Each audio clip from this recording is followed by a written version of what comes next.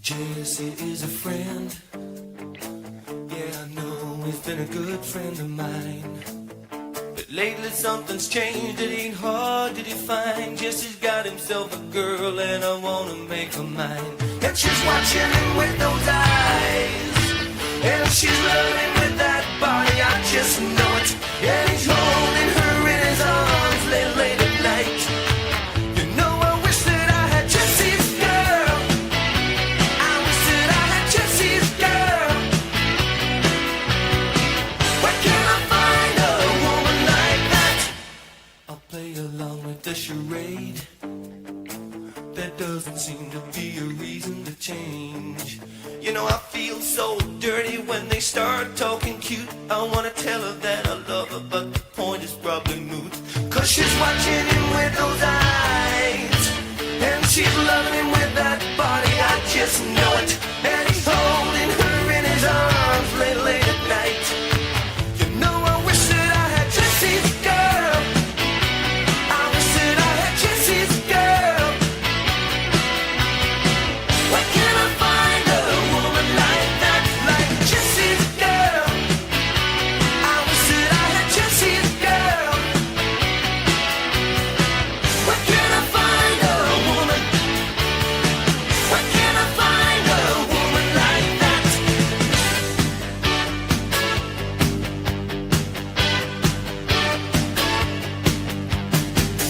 And I'm looking in the mirror all the time, wondering what she don't see in me. I've been funny, I've been cool with the lines. Ain't that the way love's supposed to be?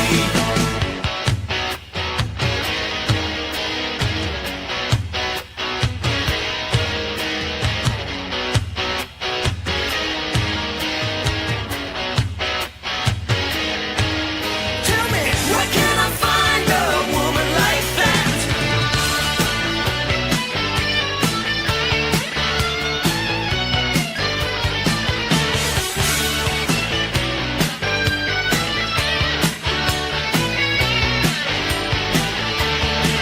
You know I wish that I had Jesse's girl. I wish that I had Jesse's girl. I want Jesse's girl. Where can I find a woman like that, like Jesse's girl? I wish that I had Jesse's girl. I want Jesse's girl.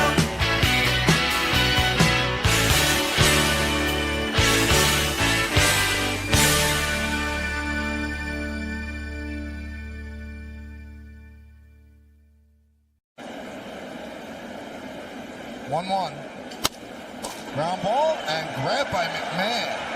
He gets the out at first despite the speed. What a play by McMahon.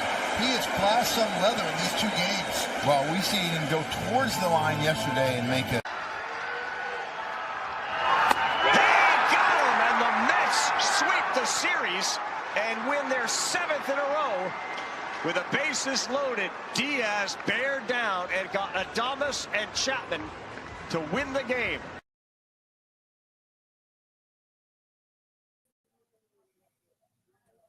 All right, folks. Guess who has the longest winning streak in Major League Baseball right now? The New York Mets have a 7-game winning streak, and they have a game and a half lead on the Fighting Phils. And tonight they're in San Diego, and I think Ron Burgundy has something for it.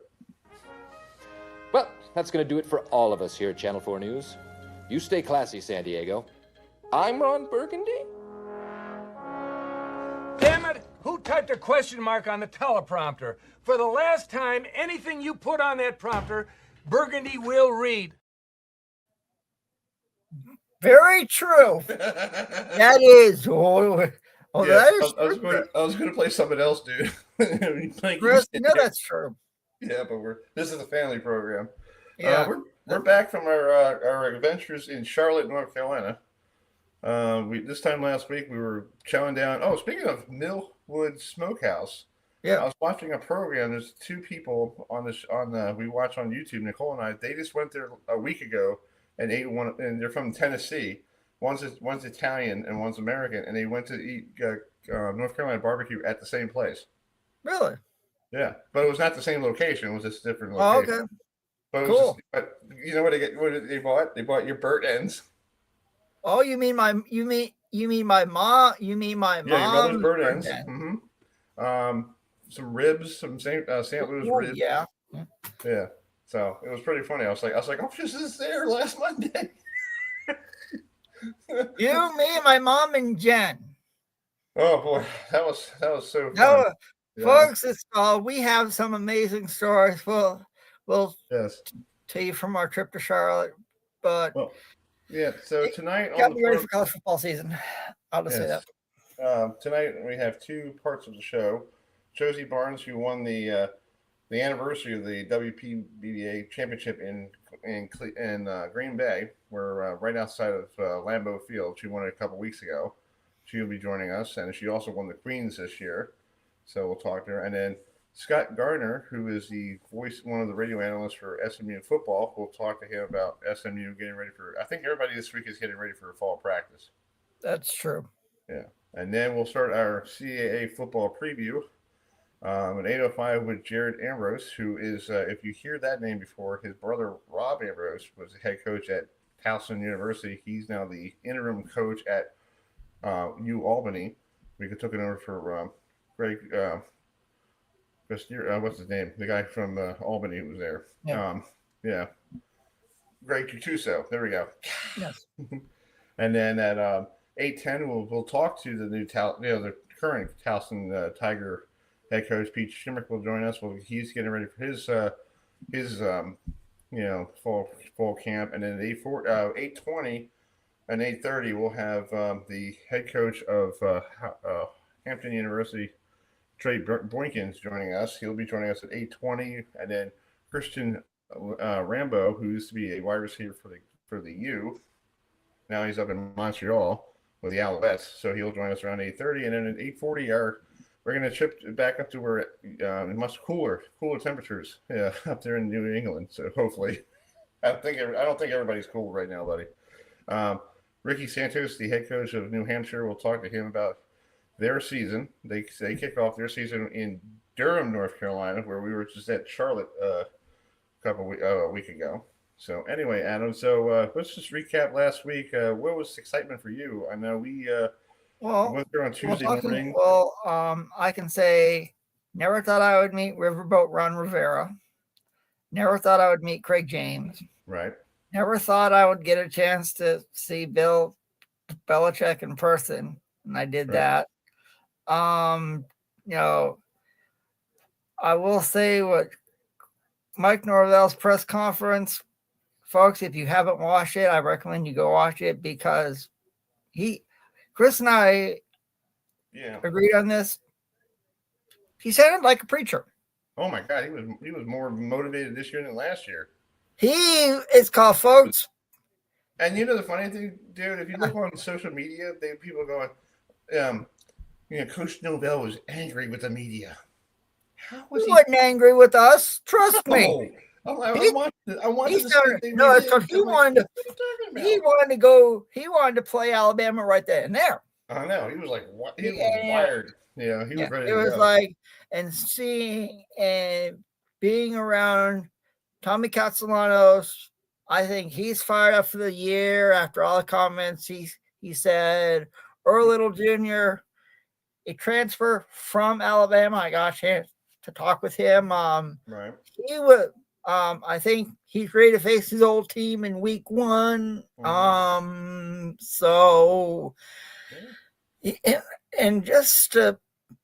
And folks, Chris,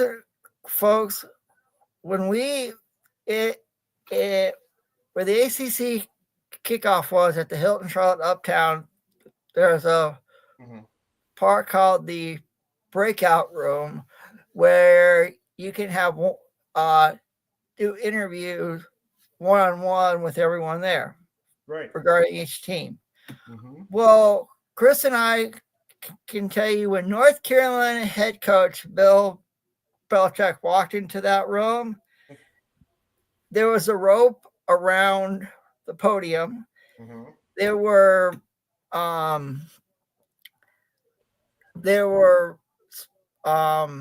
over 200 media that was in that room. Right. You had platforms for the TV cameras from all the TV stations. Mm-hmm. And it was like a circus, folks. Well, okay? I saw the numbers. It was like 200 people in that room. Yeah, that's what I said. It was like, Yeah. I mean, and it was like, it was crazy. It was, I mean, it was like being at a Hollywood premiere. Right. It was like I mean, I'd never seen that in all my life. And it was like, yeah, I know what it felt like in New England when he was the head coach of the Patriots. Well, I heard today when I was listening to DC Sports Talk when I was driving around, and this one guy who I guess came from the Patriots to the Commanders, called Bill Belichick Darth Vader. Oh, like how's yeah. Well, I'm thinking to myself, how's he Darth Vader? He doesn't sound like Darth Vader. No. Yeah. And folks, he knows his shit. No offense, he knows his shit. Oh yeah. He gave our friend Dan, an X's and O's of just or whoever it was that asked that question. He was like writing out a game plan. I was waiting for the ACC monitor back there to give him a blank screen and go, here we got to go this way to this way, boom boom. Yeah. I mean, it was like just to be in the same room with Bill Belichick after coming from New England. Mm-hmm. I was in awe. I was crazy. Like, yeah, and the same thing with Dabo Swinney. Yeah. Mm-hmm. So, and folks. It was cool to talk to UAB head coach Trent Dilfer, and we're gonna play an interview next Monday for you guys. And it's really cool that I got a chance to finally meet Casey Keeler, the head coach of Temple, and meet head coach Jeff Monken of Army. Mm-hmm. I mean, Coach Keeler and I go way back to the days I know. of Delaware. So I mean, it was. I mean, folks, it's called. I was the cameraman when Chris did his interview with Coach Keeler, and it was like two best friends that they haven't seen in forever. And I want to say happy wedding anniversary to Coach Keeler. It was yesterday. It was wedding anniversary. Well, happy anniversary, Coach Keeler. Yeah, you are one of me. Happy belated anniversary, Coach. I will say that. Yeah, there's a picture on his Twitter page. Like he goes, I married my best friend, and I don't have to recruit her anymore. Yeah. Oh yeah, I mean, yeah, that's good. Yeah, it's called and Trent Dilfer was amazed at how much I knew about him going back to his days at Fresno State. So we'll play the interview next Monday night for you folks, so you can hear just how surprised that Trent Dilfer was when I asked him about his days in Fresno, California. Yeah, we're still trying to wait for Josie Barnes to join us. I think with the Lucy ending yesterday. Oh yeah, we need to say congratulations to Chris Vi and Brianna Cote for winning the Chris Vi striking against perfect games. In that and actually, Chris, it's called and all you folks who are watching, I just happen to know Chris Vi's mom, Angie Vi. You want to talk about the best cookies you'll ever eat in your life? Yeah, she makes them. I heard about these best cookies. I can vouch. I have had plenty of them in my time since I've known her. So congratulations to Chris and Brianna for winning the striking against breast cancer Lucy doubles yesterday down in Houston, Texas. Yes. So let's switch gears to college football. We'll try to get Josie on, I guess, because of the travel. And, I emailed the lady from the USBC. She said she's all set to go. So I guess with the traveling, and I guess she got home and, things happen, but, we're not ESPN. So we'll try to get her on next week or the week after. It's no big deal. Yeah. We're up to against the time, constraints here. But before we bring this next guest in, who let's play a little clip of him if you want to hear what he does on the weekends. So here it is. Although we only have one sack, it seems like every time we blitz and put pressure on Murph, he gets worked out. But what will they call here? What a huge call. Rhett Lashley against Jonathan Brewer, the former SMU assistant, his longtime friend and assistant. It is a chess match galore here on the final play. Star Thomas is the running back. 2-point try to win or lose. Murphy out of the shotgun. He wants to throw. Rolls the pocket to the right. He's looking into the end zone. No good! SMU wins! All right. Well, SMU is hopefully going to win this year after making it all the way to Charlotte. And we talked to this gentleman last year on the way to Charlotte, and that was a hell of a football game. SMU came back after down 24-7. I think Coach Lashley was talking about that last week. He did last Tuesday. Yeah, he did. Somebody asked him that question in the locker room. You come back from being in the locker room. Who said what in the locker room to get them all motivated? Because they were down 24-7, and they held Clemson to 7 points in the second half. So crazy. So let's bring in Scott Garner right now, joining us. Hi, Scott. How you doing? And I guess everything's all set for football. We're getting ready to go Wednesday. A couple of days, first day of workouts. Hey, I got to tell you guys, I've never gotten goosebumps before going on like I just did. I can't believe you guys played that clip. I love that clip. I love that game. Rhett Lashley, he said a couple of times last year that had we not hung on to win, he doesn't know how the season would have turned out. Right. We were -6 in turnovers in that game, -6. And ended up winning the game. I don't know that has happened. I can't remember the stat on that, but I don't know that that's happened at the Division I level. That's the only time. Maybe one other time, but it was a great game. Well, it was great to see the coach and Jennings last week, and most of the players there in Charlotte. They were all dressed in their suits and ties, and I was wearing shorts, and it was cold. It was warm as heck out there, and sure, And what's your take on Media Day? I know you were watching from afar, So what did you think about it? Yeah, it has a different feel for SMU and the conference in general, but a different feel. When Jim Phillips got up there and he talked about only 2 teams in the conference actually won a bowl game last year. What was it, 2 and we were 2-12 or something like that? Whatever it was. They talked about the importance of the conference in general. Just making a bigger footprint by winning in the postseason. I know that's got to be a concern for him, especially given the fact that so many of these teams and conferences are doing a lot of shuffling these days. That becomes of higher import, I think. Yeah. Well, I think it's great to see Coach last week and all the players, and it was cool to be down there in Charlotte. And I wish we were there on Thursday because it was like 200 people of Bill Belichick's closest friends were there for his press conference. It was a madhouse, and a little story tidbit. I was in the restroom before he came down the hallway, and I'm in the bathroom, and I'm in the bathroom, and all of a sudden I hear him in the stall next to me going, "Is it my problem or your problem?" I'm thinking like, I didn't even know it was him in the bathroom. So I'm thinking like, okay, somebody must have a problem here. I want to get out of here quickly, And I get out of the stall, and like 15 minutes later, here comes Bill with his shirt like this, and I'm like, "Hey, Coach, how you doing?" He goes, "I'm doing great." I'm like, okay. That's funny. Scott, he's been there since 9 o'clock on Thursday morning. And I'm like, what did he do for like the rest of the because they don't go on until 2:30. Right. Hey, you can never be over prepared. You've got to be ready to go. Exactly. So it was crazy. Funny. So what's your take on his for the league and all that stuff? I think he's great for the league. I was a huge Mac Brown fan, still am. Of all the coaches that have made their presence known the last 3 or 4 decades, Mac Brown is certainly up there. So I was sad to see him go, but I can't believe after Mac that they were able to upgrade at that position, and I don't think you could consider it anything but an upgrade.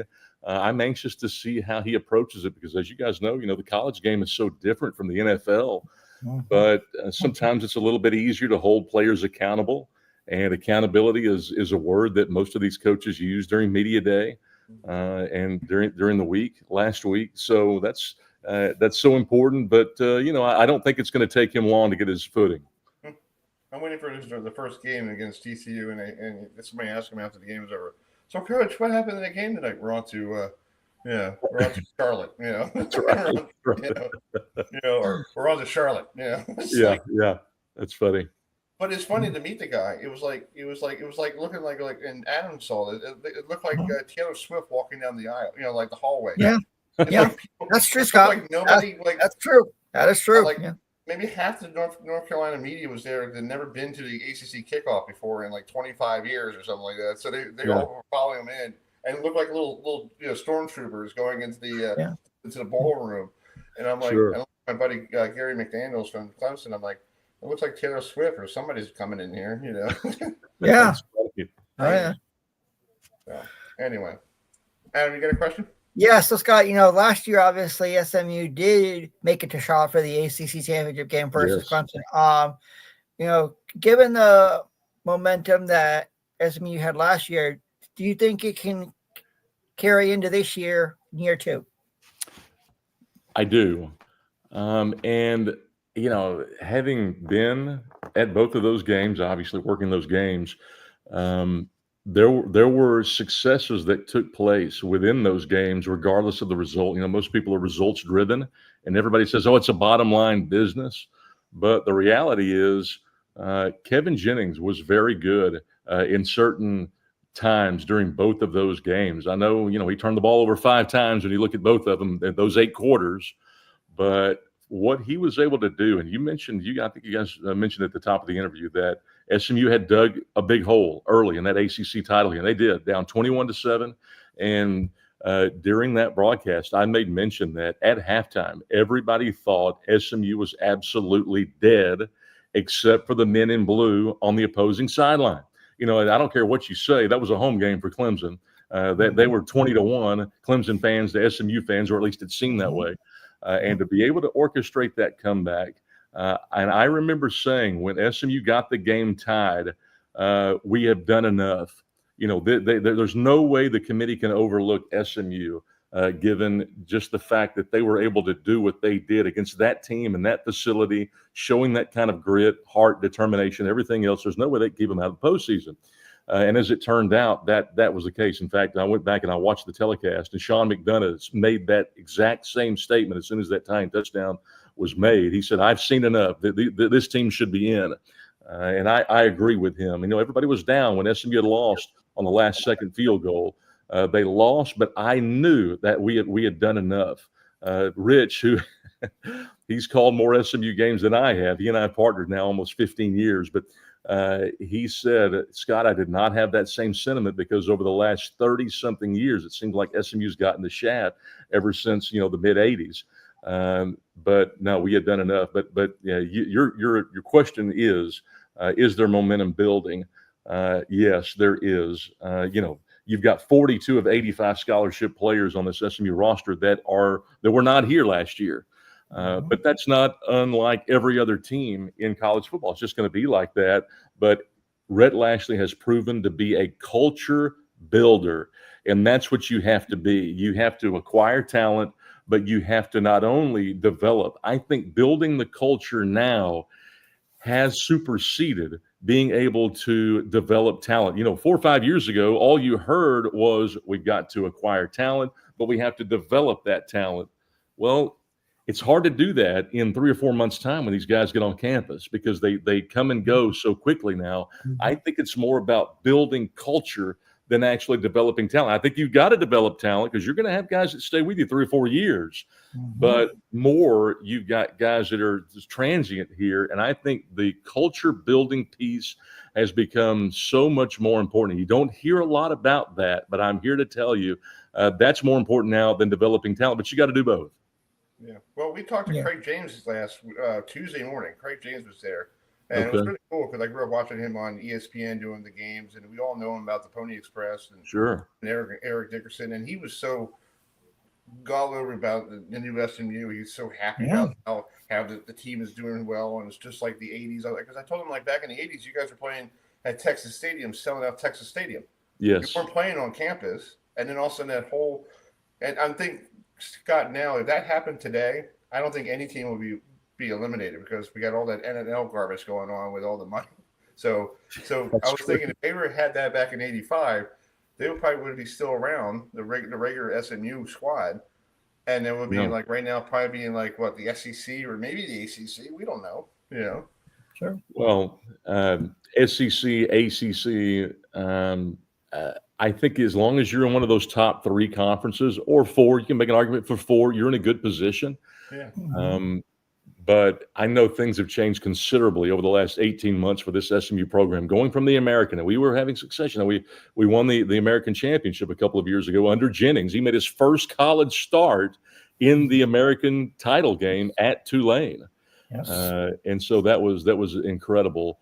But to watch that, to compete in that championship game was amazing. But you're talking about a team now that's it's just been a complete transformation almost overnight. It really feels that way.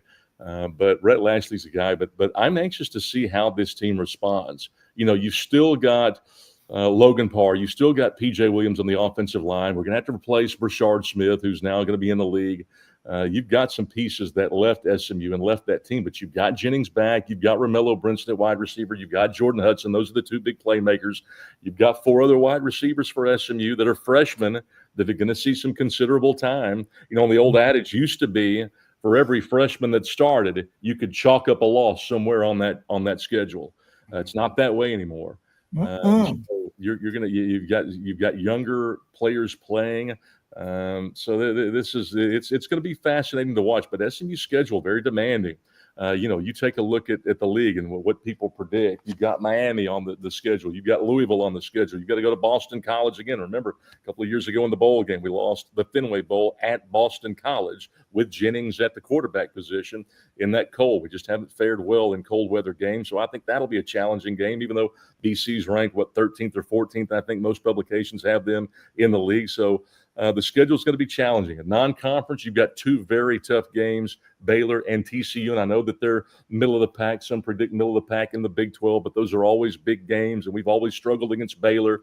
So if you think that, it's just automatic SMU is going to win 10 games this year, it's not going to be like that. If you, like Rhett said just a couple of days ago, if you don't come out and play good football, any team in the ACC could beat you, but a Baylor could beat you. A TCU certainly could beat you. So this is not a given. You're going to have to earn it. You're going to have to absolutely start from scratch, but SMU's got the people in place. You've got Kevin Jennings there to lead us, and he's a dark horse for the Heisman. Let's be honest. So we do have some pieces, but you have to absolutely earn it. And I'll say this too, Scott. The rematch of the ACC championship game in SMU, home field advantage, and you know that and that helps SMU. I mean, I could see that game could be a primetime game because it is rematch and could be a primetime game. But I think in this, I don't mean to interrupt you, Adam. I think initially, it was scheduled like that, but it's a game that's going to be actually at Death Valley. Right. SMU's got to go on the road and beat those guys there, and you know how tough they are. Oh yeah. But I think just in the ACC, just having competed so well and being on the cusp of beating that team last year, when let's face it, we were very much unproven at this level. Just to be able to have a chance to win that thing late. And I thought it was going to go to overtime. I bet everybody did.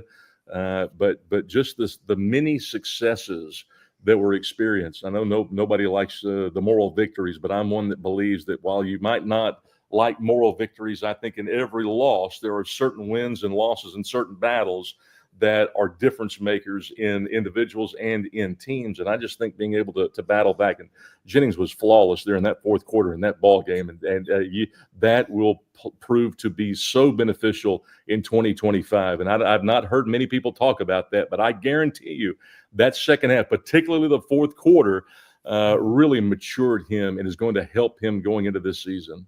I'll agree. I'll agree, Scott. And it's like you look at, and you look at from everything that I've seen, SMU is out, from Vegas, SMU is picked 4th, in the ACC. And I mean, in front of them, you got Louisville, Miami, Clemson. I mean, so if you can go, called if you can have a winning record against those teams.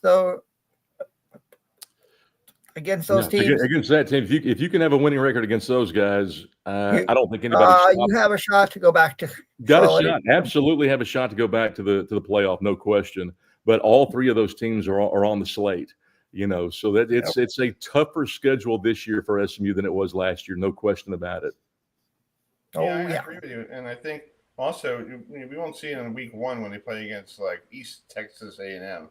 Everybody that would be a win, but when you see them playing against like Baylor, and then you got Missouri State Bears now who are in the Conference USA, they're pretty decent, and then you got to take on TCU before you start your ACC schedule on October 4th. Then by the time October 4th comes around, you could probably be 3-1, maybe 3-2, maybe. But I'm telling you, I know TCU's middle of the pack, but remember last year, I told Rich, my broadcast partner, the other day, I said that game, Sonny Dykes had the most memorable moment in Gerald J. Ford Stadium history last year, and we beat them. SMU beat them by 3 touchdowns or whatever it was. We scored twice in special teams, once on defense. Otherwise, it's a pretty tight game. But Sonny Dykes got ejected from that game. Remember, he got thrown out of the game. Our former coach and was greeted with the biggest, loudest collection of boos I think I have ever heard, and that may have been the most memorable moment. So I guarantee you, TCU, that program, and their fans are going to be ready in Fort Worth this year. That's going to be a great game. And and I believe it's the last time that the Iron Skillet is going to be played for a while. So it's like you want to talk about beating. It's called beating your rival. Yes. On their home turf. Oh gosh. You want to talk about momentum for the rest of the year? That will absolutely keeping the do it. So it's like in eternity. It's like I will say I will truly miss the Iron Skillet, but hopefully I will. And it's funny, A&M and Texas they'll regenerate their rivalry, this year. Yeah. And they went 15 years was it without playing? True. I think something around that time. I hope SMU TCU. I hope that rivalry isn't on the back burner, so to speak. The Iron Skillet doesn't go on the back burner for that long. I really believe. I can't imagine that the two schools would not sort of regenerate that rivalry. But who knows? Who knows down the road? But yes, that will be a big game, huge game. Oh yeah. Cool. Well, Scott, thank you so much for coming on tonight. Thank you for being a patient person. I appreciate you with all our schedules last week. It was kind of weird, and we were traveling and food and all that stuff. We got to get everything done, but appreciate you coming on tonight, and we'll try to get you on before that middle of the season, before maybe for that Clemson game, to see how everything's going. I would love to talk to you. Hey, I appreciate you guys having me on. It was a pleasure, and thanks for giving me goosebumps going into the interview. You're all good. All good, Scott. All good. All right, Scott. Talk to you soon. We'll see you guys. Thank you. That's it. Thanks, Scott. All right, our good friend Scott Garner, who is one of the true analysts for TCU, for SMU football. They open up their season on August 30th, like everybody else, at 8 p.m. Central, 9 o'clock Eastern against Eastern Texas A&M, and they're wearing white there in the stadium. So it's top of the hour, 8 o'clock. And before we bring in our next guest, we do have to mourn the loss of a true legend. We saw this on Thursday. We're at the ACC kickoff, and we want to play a little moment of tribute to some famous wrestler that I used to watch when I was a kid. Same here. Oh, look, they collide together. The Macho Man in the holster. Oh, no. Elizabeth doesn't want to see him go at it. I don't think anyone does. I'm not too sure about these two. Look at that. Yes, they've had their differences in the past, but the Macho Man is extending the hand of friendship to the Hulkster. We could be seeing the meeting of the madness and the mania. Yes, there it is. This capacity crowd is electric. We just witnessed a magic moment in the annals of sports history. Look at this. I don't know what kind of history book you've been reading, McMahon. It's called We Were at Chris and I were at lunch last Thursday when we heard the news, and I was like, what? That's I crazy. mean, Yeah. it comes in threes.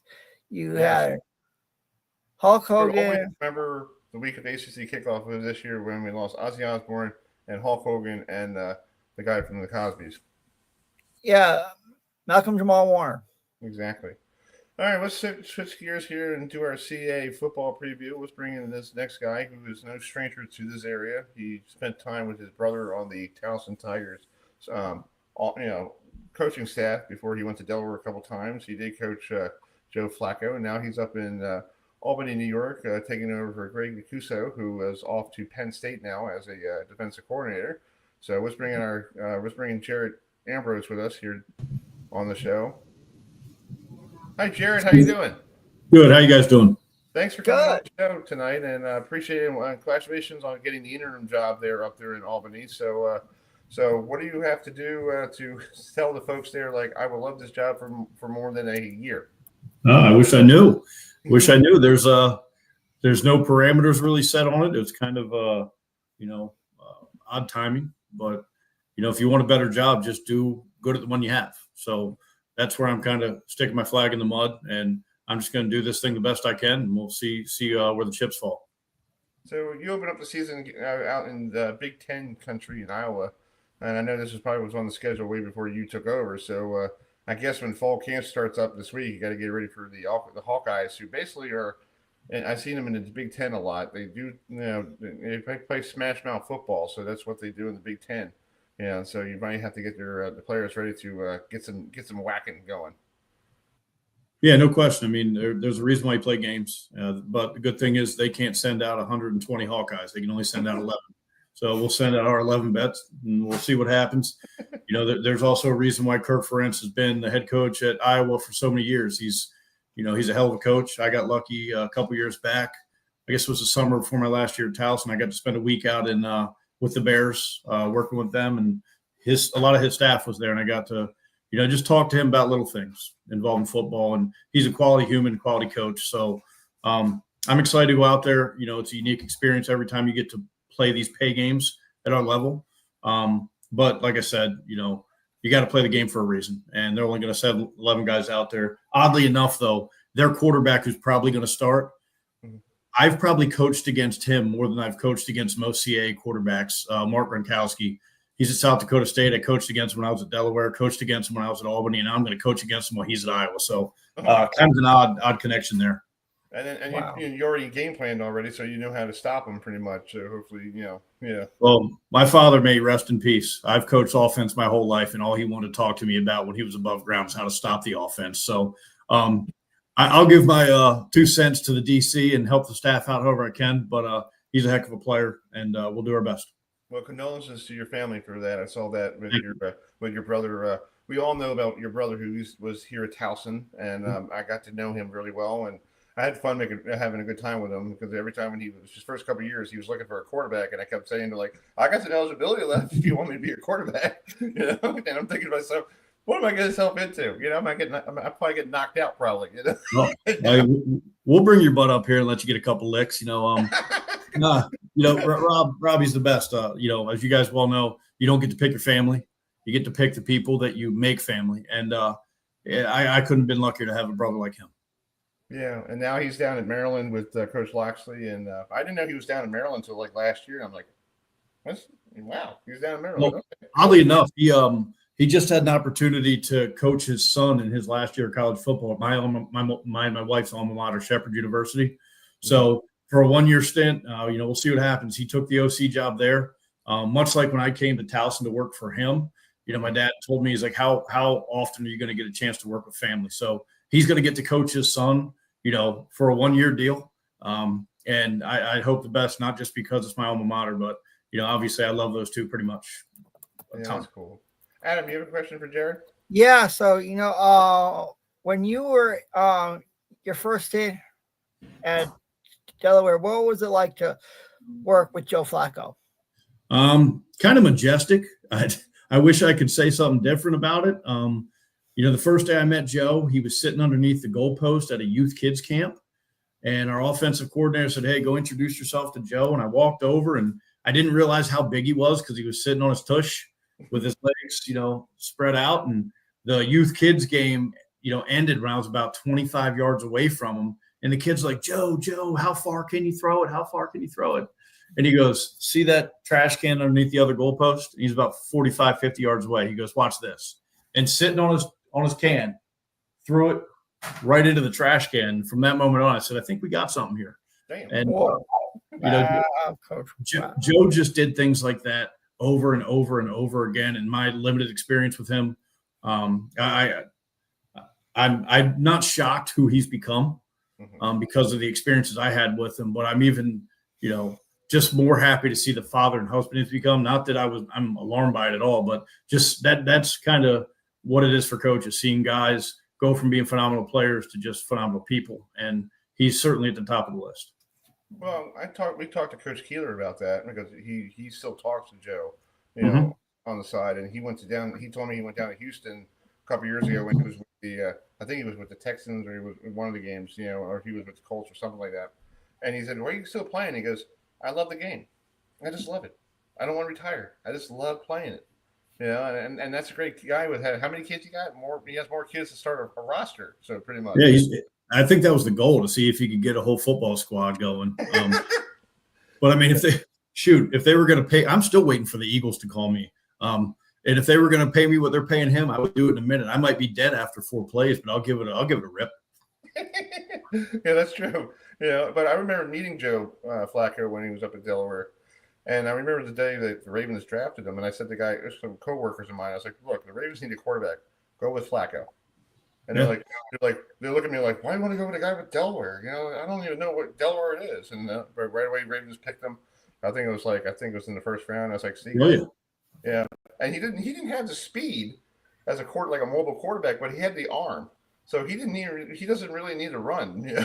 No. And never in the history of Baltimore sports has there been an athlete more suited for the accent. Joe Flacco. Joe Flacco. Yeah. Joe Flacco. We'll drop those O's for that Flacco. You do. My dad calls him Joe Flacco because sometimes he's just, my dad goes when he was playing for the Ravens, he's like, he needs a 5-hour energy drink. What the hell's going on? That's not Joe's MO, man. He's a cool cuss. Right, exactly. And that's why they call him Joe Cool. Yeah. Yep. So, sure. Adam, you have another question? Yeah, so you were around another successful quarterback at UAlbany, Reese Poffenberger. Oh, yeah. So what was it like, to be around him? Well, Reese is from my hometown, me and Rob's hometown. His grandfather and my mother were partners at a law firm. So, the odd truth is I wanted to coach him in a real bad way at Delaware. And I was a coordinator then, and there were people making decisions above my pay grade, and it didn't work out. But I promised myself, I said, if I ever get a chance to coach him, I'm going to, sell my soul to do it. And I didn't have to do that when I got to Albany. Our head coach at the time, he trusted me to go get him. He had never taken a college snap, and we had 2 magical years together. And he's a phenomenal young man. He's the most competitive kid I've ever coached, and almost like Baker Mayfieldish, and how his competitive fire can take his game to a level that people don't expect. But having so many connections from back home with him and his family, and it was magic. And my kids miss him every day, but he had a chance to go do things that were part of his bingo card in college football, and he wanted to make sure he did it. And who am I to stop him? So it was great while it lasted. And if we can do it again at some point, I'll try my damnedest to do it. And what's your take on the overall? What's your overall take on CAA football this year? Obviously, you lose Richmond to the Patriot League. You lost a lot of good teams, from CAA, but you're gaining Sacred Heart next year. So, what's your overall take on where CAA football is going from now to the future? Yeah, part of the reason I'm probably on the show is because I've been in the damn conference so long. I coached in the inaugural Colonial Athletic Association game when it came out of the Atlantic 10. And now we moved to the Coastal, and now teams are going up and teams are moving out, and it is what it is. I don't, to be honest, guys, I'd love to give you, a soundbite or something. I don't concern myself with, what's happening in a conference. right now I'm the classic football coach, Iowa. And then when we get to conference play, I want to do my best to kick all their asses. But the conference itself, the presidents and the athletic directors, they vote on the person who is supposed to, steward the conference, and it's his job to make it be the most gleaming, powerful light in the country. And as a lowly football coach, it's my job to make sure my guys play good quality football. So when I line up against a team that's going to be from our conference, I'm going to do my best to make sure my players are ready to go, and that's it. And the people that are above me, they can, make the decisions that I'm not paid to make, and I like it that way. I'll deal with my 150 person staff and keep it trucking.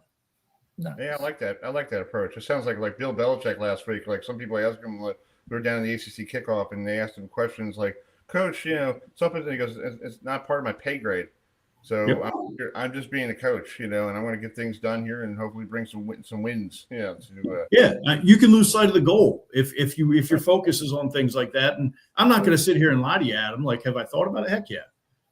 I've been involved in this conference too long, but I do know at the end of the day, it's not going to change what my job description is. My job is to make sure we play high quality, tough ass football, and that's what we're going to do.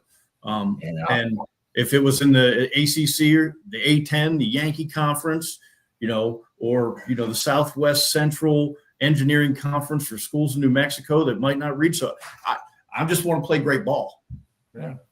And I remember I used to live in New Hampshire. I remember the Yankee Conference back in the day. I remember the A10. So it's like, it's like those. I remember Yankee Conference was incredible. The Atlantic 10 was incredible. Now the CAA always will be incredible. Chris and I have said the CAA is the FCS version of the SEC because anyone can beat anybody, and you look at the teams that have made it the FCS playoffs from the CAA. It's like you have your Villanovas, your New Hampshires, you have Rhode Island. It's like you always look and see, at the FCS top 25, you'll always have at least four or five or maybe even 6 teams the CAA every week. And it's like, y'all do not sleep on the CAA because they play outstanding football. And if you've never watched a CAA game, I highly recommend it. Because I'm looking forward to seeing you guys playing Iowa, to start the year. It's it's not a conference game. You're going into Kinnick Stadium where it's going to be a rowdy atmosphere. So it's called. I look forward to watching it and seeing how you guys do as a member of the CAA. And it's also on national television, so you guys get to represent the CAA on FS1. I think that's pretty cool. That's right. And you'll have the second most handsome Ambrose leading the squad out there. So That's awesome. Well, Jared, we got to run, but thank you so much for coming on, sir. And I hope to talk to you during the CAA coaches thing on Monday. If I could actually pull off the side of it and talk to you guys real quick, Absolutely. Yeah, but if not, we'll try to get you on during the season. All right, sounds good, guys. All right, man. Thanks for coming on. All right, go Danes. All right, dude. That's right, go Danes. All right, that's Jared Ambrose, the interim coach of UAlbany. They open up against Iowa. I know this guy's on Fox Sports 1. I know this guy's going to be on ESPN on ESPN Network August 28th when they took on some guy named Michael Vick. Yeah, that's. Yeah. We don't know about Michael Vick, Coach Shinnick. I don't even know who's Michael Vick. I never met that guy before. I don't know. I don't know him. Yeah, I don't know who that guy is. Who is that guy down in Norfolk? Yeah, I think he had a pretty good NFL career. I don't know. I don't know either. I don't think he has eligibility though. No. Exactly. Well, Coach, how's your summer going? I know now you're getting set for you just got done with camps and all that stuff, and now you're ready to get the fall camp up and running and get you guys ready for your first game against Norfolk State down in Norfolk. So, so how was camp for all the youth players you found this year in Maryland? Yeah, we really had a great time. We had the most that we've ever had in the 2 years that I've been here. So very productive. We had a great 7-on-7 tournament, had 32 teams here, and had over 600 athletes at our camps outside of the 7-on-7. So it was really productive for us. So really good to evaluate the talent in the DMV and get a great feel for some guys from other areas as well. That's cool. Last year, you guys finished the season winning 3 in a row, being 7-5 and 5-3 in the CAA. So how are you going to we talked about this last year, how are you going to keep that momentum going into the summer? And now you got the same, you basically almost have the same roster, but you got 5 quarterbacks on the roster. So are you going to play all 5 every series like Sparrow used to do, or how are we going to do? How are we doing this? No, yeah, we're gonna try to find a starter out of there. I think the good news is, we're probably one of the few FCS teams that have 2 guys that have started more than 7 games on their roster. So we went into the spring. We got a new offensive coordinator, new quarterback coach. So went into the spring really with an open competition. And because we play early, because we play on Thursday night, we actually opened up. Today was our first practice. Cool. So competition continues. Excited about the talent that we have in that room, and look forward to seeing how it's going to work itself out. Yeah, I was looking at your schedule this year. You don't come home until you're supposed to be on the road, but you're back at Morgan State, and then you got to go down to Towson on to Maryland on the 13th. But you're technically in the state of Maryland, and that's a couple of short road trips for you. But opening up in Norfolk, and then you're home against what's that team? Youngstown. Yeah, Youngstown State. I just drew a blank there for a minute. So just look at your schedule. What do you like about your schedule? It seemed like, yes, you're on the road the first couple games, but, at the end, you're pretty much home. Yeah, when we were putting the schedule together and talking about it a couple years ago, deciding to take the Norfolk State game at their place, we were there last year, and then we signed another contract that started anew, so we're going back to there. But the fact that Morgan State, and they do a great job, they have great crowds. It's not like a home game because their crowd is, pulling for them. But from a location standpoint and travel, it's like a home game. So we felt like going 3 in a row on the road with the Morgan game, as well as followed up Maryland, an hour down the road. It wasn't that big of 3 games on the road. It looks that way, but it wasn't that big of a challenge for us from a travel standpoint. I think the competition will be a great challenge, but from travel, felt good about that. And then again, to have Youngstown at home, and by the time we get to Youngstown, then 5 of our next 10 games are at home. So we kind of go home away type deal. Yeah. I was looking at your schedule against Maryland. I think you need to do something with Coach Loxley. The winner gets the free bushel of crabs or something, or something that Jordan or one of those fish, one of those crab shacks, because you guys had a better record than Maryland last year. So so you technically own the state of Maryland until you beat Maryland. So yeah, I mean, obviously, we played them our first year, and you and I talked about that game. They're going to be really good, and I mean, I think they were down a little bit last year, but it seems like everything we've heard, they've kind of solidified some of the issues that they were having. So, got a lot of respect for Coach. He's a Towson guy. He's been, great to deal with since I arrived here.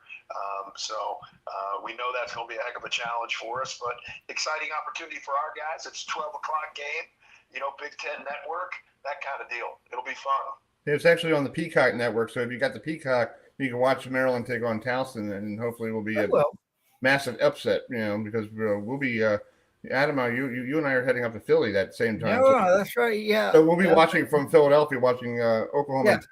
Yeah, watching from the far. So that'll be good. Yeah. Nice. Yeah. Adam, you have you had 2 players that were on the preseason CAA defensive team. So what does it mean for you as a coach to have 2 of your players in the preseason defense in the CAA.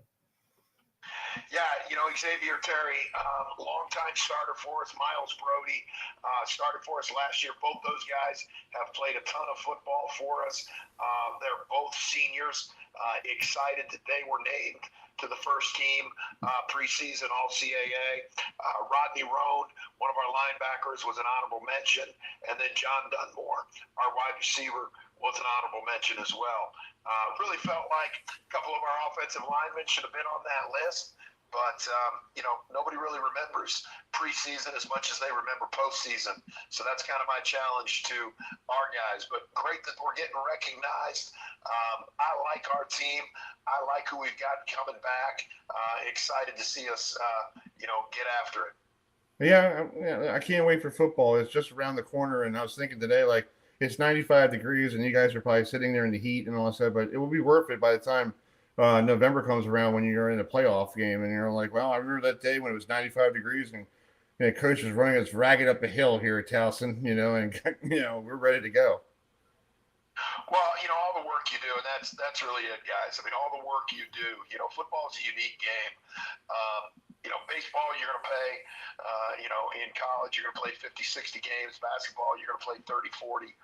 Football, we got 12 opportunities, and you train 350 days out of the year for the rest of those 12 opportunities to hopefully get a 13th, to then maybe get a 14th and a 15th and a 16th if you keep winning.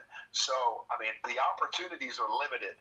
And so, like you said, every guy looks at all the work that they put in the spring, in the summer, in fall camp to get to this place. And so, we're putting all the work in so that we can be the best version of ourselves come game day.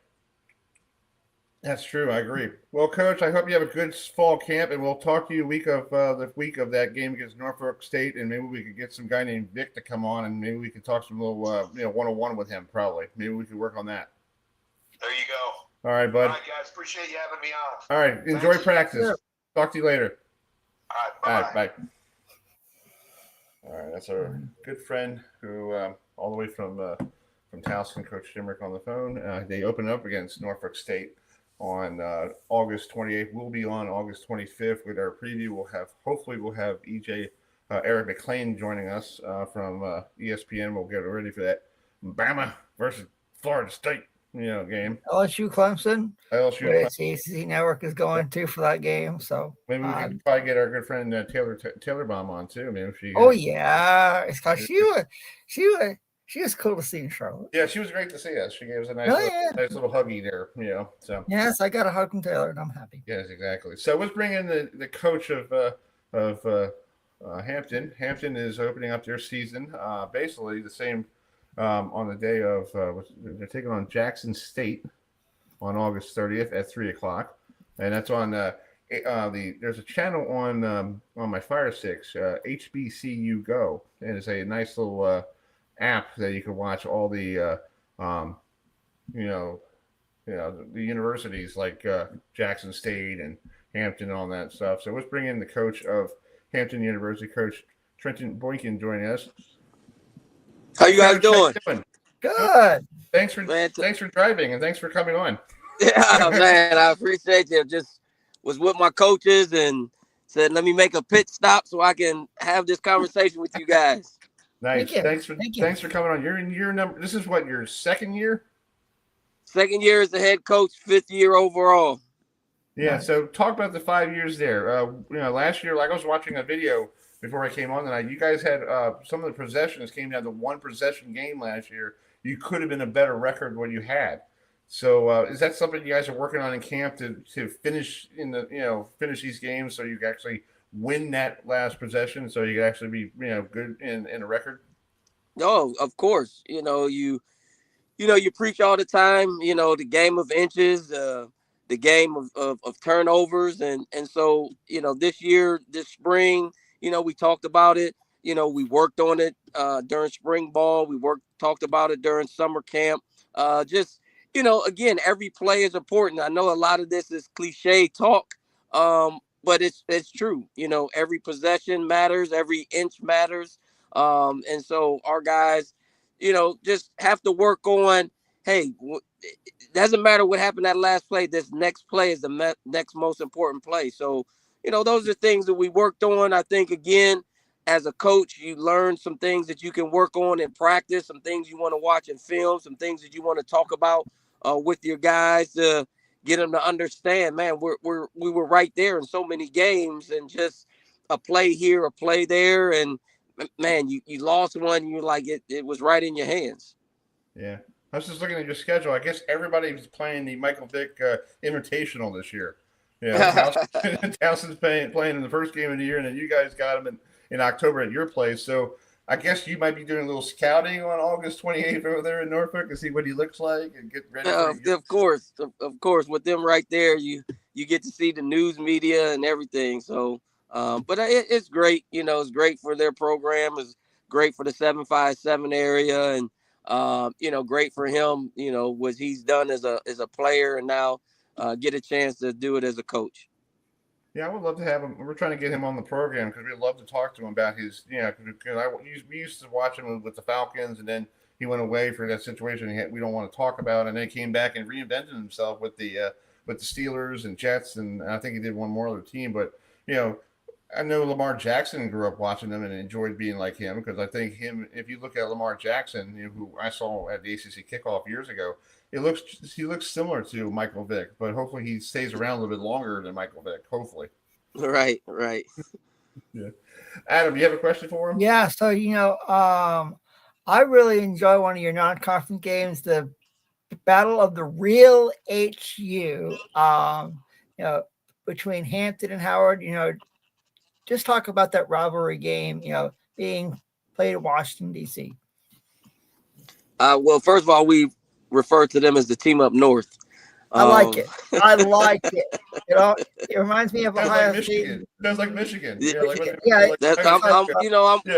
I'm an Ohio boy, so I understand when they say the term "the team up north." Yep. We say the same thing here, the team up north. But it's a great rivalry. You have so many iconic people that's gone to both universities. So the tradition is rich. The rivalry is real.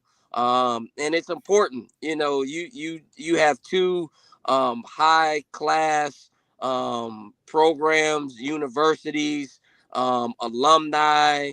And so, to be able to say for 364 days, who the real HU really is important. And, we don't take that game lightly at all. I agree. I mean, it's like it is one of the top HBCU rivalry games in the country, and it's like I want to find a way to watch that because it's like it's one of the coolest rivalries that I know of.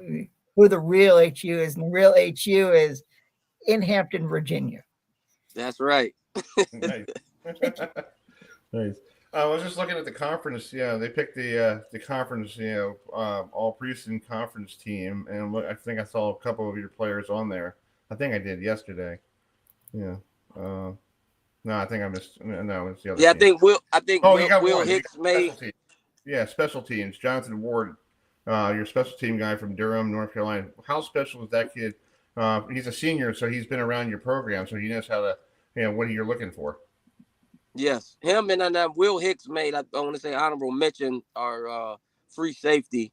And, again, I listened to Coach talk before, it doesn't matter what the preseason says. It's, at the end of the season, what you've done through the season that gets recognition. And, again, our guys, it's a great motivational tool on, hey, this is, these are the guys, you didn't get picked, but how do you get on it when it really matters? What you do between the white lines once the season starts. That's true. Right now you're getting ready for fall camp, and you're just worrying about your team and worrying about what you need to get ready for that first game against Jackson State, so you can get yourself ready to go. And when the whistle blows on August 30th, you're ready to roll. That's right. We talk about when toe meets leather. We'll be ready to go. And that's what you got to do. You know, we talk about all summer, you know, DHTT, you know, doing hard things together. And that's something that we're going to stress this whole fall camp. You know, it's about us. You know, we don't have to worry about anybody until, you know, the week of the first game. You know, let's get better at what we need to get better at all three phases of the game. You know, we've got some new coaches that are on the staff. We've got new players on the team. And so right now, when we report tomorrow. They check in tomorrow. We'll do some paperwork and maintenance stuff, and then, you know, once the first hits will get kicked off, and hey, let's just worry about Hampton football and what we can do to get better. And then the week before, we'll start honing in on, you know, Jackson State. Exactly. Adam, you have the final question, bud. Go ahead. Yeah, so it's called, I'm looking at your roster, and I see a lot of kids are in North Carolina and South Carolina. So just talk about recruiting here in the Carolinas. Yeah, I mean, I think we found a niche. I mean, we really going to do a great job of recruiting the DMV area. And then North Carolina, South Carolina, we have, you know, coaches from those areas. We have other players from those areas. So, you know, we really want to do a great job of being on that East Coast. And again, with the conference and the layout of the conference, you know, you can go and recruit those young men, the DMV, North Carolina, South Carolina, because their families can come and see them play, because you're going to play most of your games, you know, right there. So, you know, for us, we're going to go find those guys. And I think it's a very fertile ground for us to recruit where we're recruiting. Nice. That's true. Well, Coach, I hope you have a great camp, and I hope that we can I appreciate that. Yeah, hopefully we could talk to you probably that week of August 25th and make sure how, you know, get on status update, how everything get ready for the first game of the game against Jackson State, and you can watch that on HBCU Go. I have the Fire Stick, and I saw that the other day on my Fire Stick. I'm like, I may well log in and see how that game is on the 30th if I'm home after work. You know, maybe I'll check in. That'll be great. I expected you to say I saw it the next time we talked. All right, man. Well, I'll talk to you soon, and I hope you have a great camp, okay? Thank you. Thank you guys so much. All right, Yes, man. sir. See you Yes, soon. sir. Bye. All right, bye. All right, that's the coach of Hampton football, Coach Tristan Boykin, joining us here on the show, and they play on August 30th at Jackson State, and we're going to try to get hold of Jackson State's coach so we can talk to him and get ready for that good preseason thing. We got some. Let's clean up some stuff here. You know, we talked about on this date in 1979, real quick before we go on. Some guy named King Kong.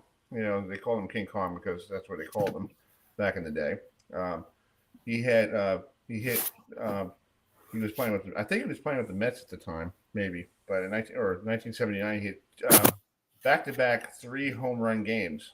So he became a 6th player in Major League Baseball history. I got to show him when he was playing with the Mets. And they call him King Kong there, Adam. So I remember. Yeah. So look at that old Met magic. Yeah. Hopefully they bring that back at Citi Field. They should bring it back at least for the postseason. Yeah, postseason. Yeah, hopefully. So before we bring our good friend here in 4 minutes from New Hampshire, I was looking at the preseason polls from 1981 on this date because it came out. Michigan was ranked number 1 at this time. Yeah. Number 2 was Oklahoma. Number 3 was Notre Dame, and number 4 was Alabama. So that's pretty interesting. And then you look at the year later. Pittsburgh became number 1. Oh, we got someone named Dan Marino.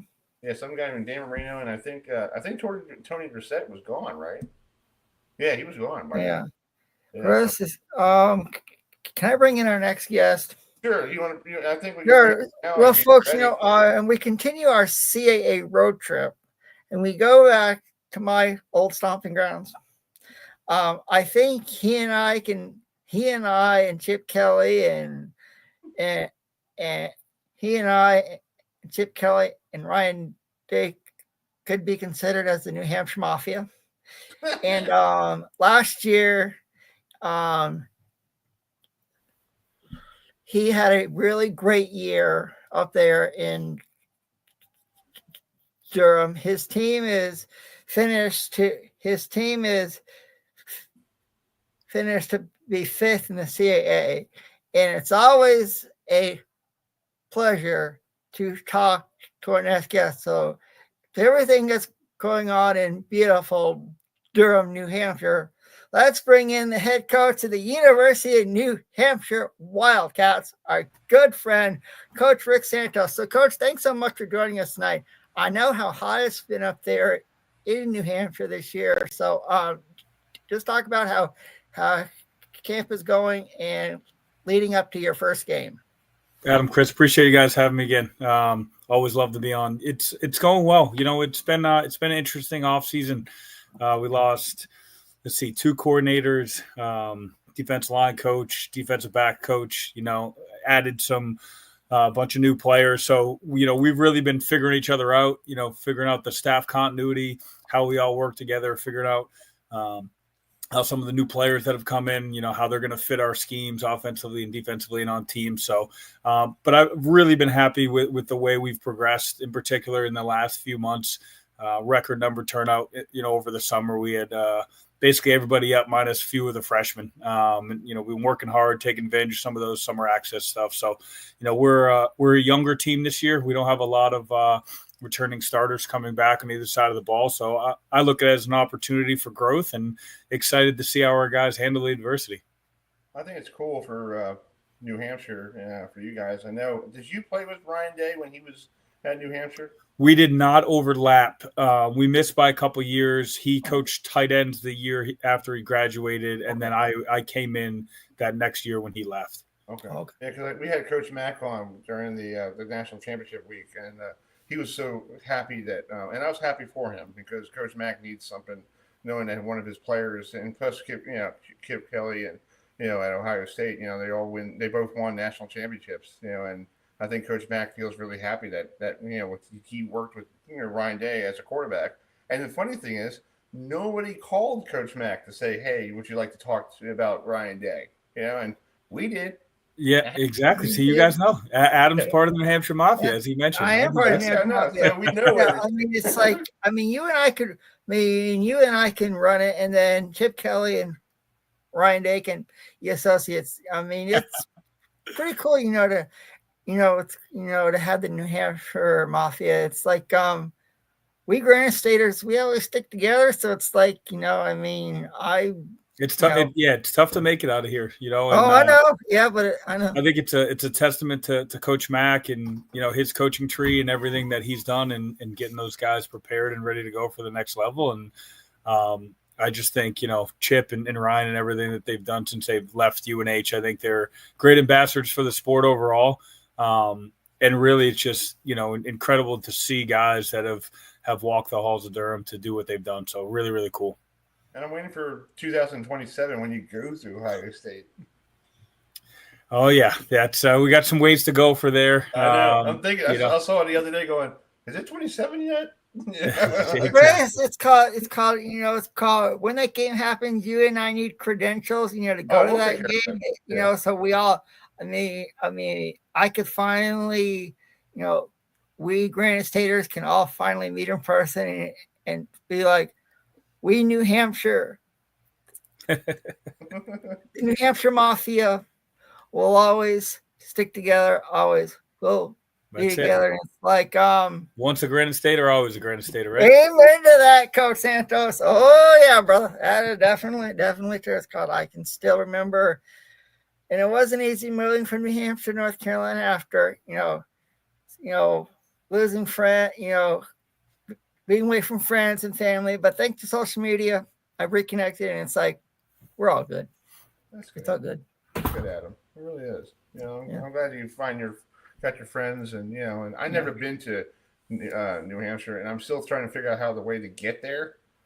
Chris, it's called you go 95 and you go north. That's usually what happens in the recruiting process when we first reach out to somebody. They're like, where the heck's Durham, New Hampshire? I know where that is. It's on the coast.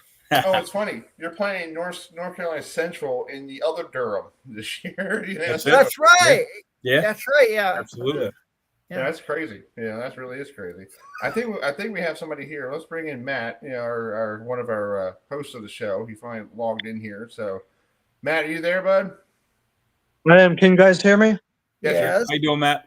You got Coach Santos on from New Hampshire. If you want to ask him a question, go ahead. Okay, great. So since the season is, approaching very soon, what are some, what are your goals and everything that you're hooping for the team, and what's your outlook for the upcoming season? Yeah, I mean, I'm excited. I'm really excited. I mentioned to these guys before, kind of the youth that we have right now. We have only one starter coming back on defense, about 5 on offense. A couple of the guys had season-ending injuries last year, so they missed most of it, but they would have been slated as starters. So it's an opportunity for growth to get better every single week. I mean, our programmatic goals never change. We expect to play meaningful games late in the year and compete for a CAA championship. But to get to that point, we really got to buckle down during camp and figure out who's going to be the guys that we can lean on, what our identity is going to be in all 3 phases, who we're going to be game planning for, who can we count on when the game's on the line and we're expected to be at our best, right? And there's a lot of unanswered questions. But as I'm going to say to the guys, that first meeting, it's an opportunity for some guys to step up and to steal some roles. And there's a lot of jobs wide open. So that including a quarterback battle, which I'm really excited about. And defensively, there's a lot of spots up for taking as well. Yeah. I was looking at your schedule. You're going to take on David Letterman's alma mater, Ball State, on the 13th of September. Muncie, Indiana. Yeah, I've never been out there. I'm excited about that one. Yeah, maybe. Unfortunately, you won't see Bob Ross anymore since he passed away, and that is where the Joy of Painting TV show was. Always filmed at the local PBS station there. But there you go. That's a fun fact. I did not know that. Yeah. I remember Bob Ross because my brother used to turn on the old TV was used to crank it and go to the USF channel, and he goes, "Who's this hippie on TV?" I'm like, "I don't know." But he was really funny when he talked. He's like, "Yeah, we got a little blue cloud there. Yep, we got it's like he was talking to himself. We sat there trying to who's he having a conversation with? Yeah, come on now. Yeah, but anyway. But back to football. But you guys, when do you guys open up? Tomorrow the camp or? We're later in the week. We report on Friday. Yep. Oh. Ooh, cool. Yep. Later in the week. First game's August 30th, obviously, like you mentioned, at NC Central. So we know all about those guys. Extremely talented. They came out to our place in 22, the year we won the championship, and put it on us pretty good. Ended up beating us by 14, and that was a little bit of unknown. We never played them before. Didn't know their style of ball. Played hard, extremely well coached. They were very physical.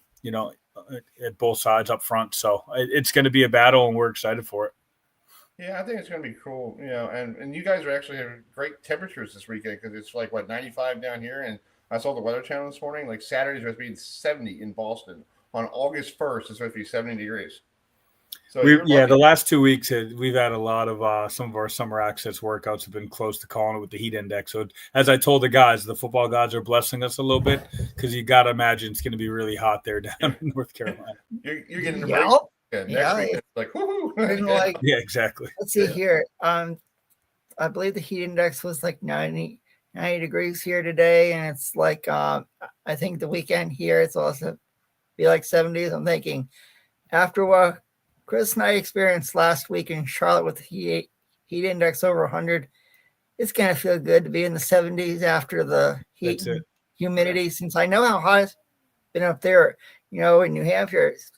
Since I always look at the weather, and it's it never got that hot when I lived there, so why is it getting hot now? I don't get it. I know. It's weather. You got to say it's global warming. Anyway, yeah. Coach, let's talk about some of the people who are on your on the preseason list. Let me see. I think I got a couple of people here. I think hold on here. I did all the homework last night here, so hold on. I'm trying to find. What, you don't have anybody on the top list? What the heck? Chris, yes, Caleb.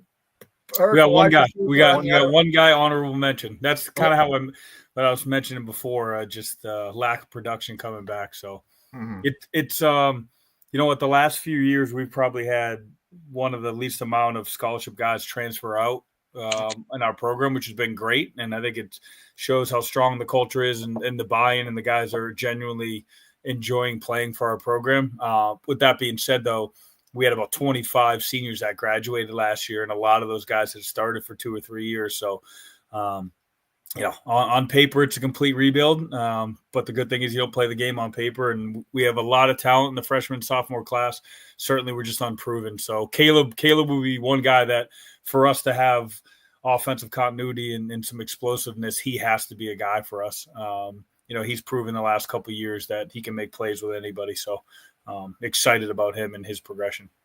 Cool. Yeah, that's a question I got to ask you. What type of offense you're going to run this year? Because a lot of coaches this time of year are trying to see what you got, and are you going to run the ball more? Are you going to pass the ball more? What is your mindset? Are you going to just going to air it out like most coaches like to air it out? Yeah. But what are you going to work on this year to get better? With that offense. Well, I mean, being a former quarterback, don't get me wrong, I love to chuck it, and I would like to chuck it every play if we could. I don't think that's smart this year based on who we have and collectively who we are as a team. I think our offensive line is probably the most complete unit we've had in the last 4 or 5 years. So we're going to lean on those guys early, especially, we got the 2 quarterbacks that might be playing, whoever it is, haven't started a game at this level yet. So we got to get those guys broken in and make sure that the speed of the game is where it needs to be for them to be successful. And then how young we are on defense as well. We want to protect those guys a little bit. So we're gonna establish a ground game early till we get some of our playmakers comfortable, and then you can see us opening up as the season goes along. Matt, you got a question for Coach? Yeah, Coach. Who do you think is going to give you the toughest challenges with this upcoming season? It's a great question. I think week in and week out in this conference, there's not one game I look on there and have it circled like that's a guaranteed win. So it's going to be really hard. Some teams that have really been making some headway the last few years. Rhode Island's the first one that comes to mind. Obviously, they got picked first in the conference. Coach Fleming does such a phenomenal job recruiting there and developing talent, and they're bigger, faster, stronger than they ever have. So I think they're going to be really good. Monmouth's offense, they're a juggernaut. I'd expect them to be scoring in the 40s this year with all the talent that they retained and that's coming back, and starts with their QB, Derek Robertson. He's special. He'll be up for the Walter Payton, I would imagine. He's as good as anyone in the conference. So, but it's tough. I mean, we got William & Mary, we got Villanova. I think Albany's going to be really good this year with Jared taking over and what they got going on. So, I mean, it's hard. I don't have one game this year where I sit here in the offseason and be like, all right, well, we're going to go 1-0 there. We got to buckle up each and every week. And then, I just got a follow-up question. How are you going to incorporate growth and development with your players? Yep. Well, I think the first and foremost is just letting those guys know that it's a process every single day, and we're going to challenge them extremely hard in practice. It's going to be extremely competitive. They're going to know kind of exactly where they stand, good, bad, or indifferent every single day. So I think it's challenging them, showing them some of the things in practice that they need to work on, and then obviously reinforcing some of the good behaviors that we expect out of them as well. So I think it's just systematically how we go about practice, and then just making sure you're reaffirming some of the things, some of the programmatic standards that you expect every night at those meetings. Adam, you have the final question, bud. Go ahead. Sure. I was looking at your roster, and you have someone that is from Gothenburg, Sweden.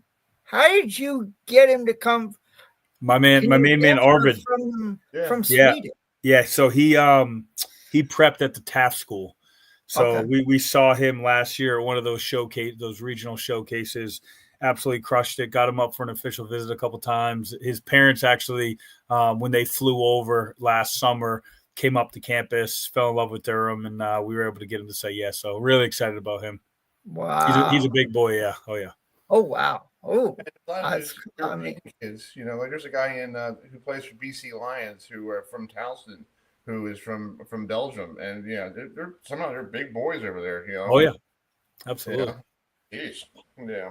That's good for you. If you can get New Hampshire over to Sweden, you might get a pipeline. That's it. Exactly. Not bad. Not bad at all.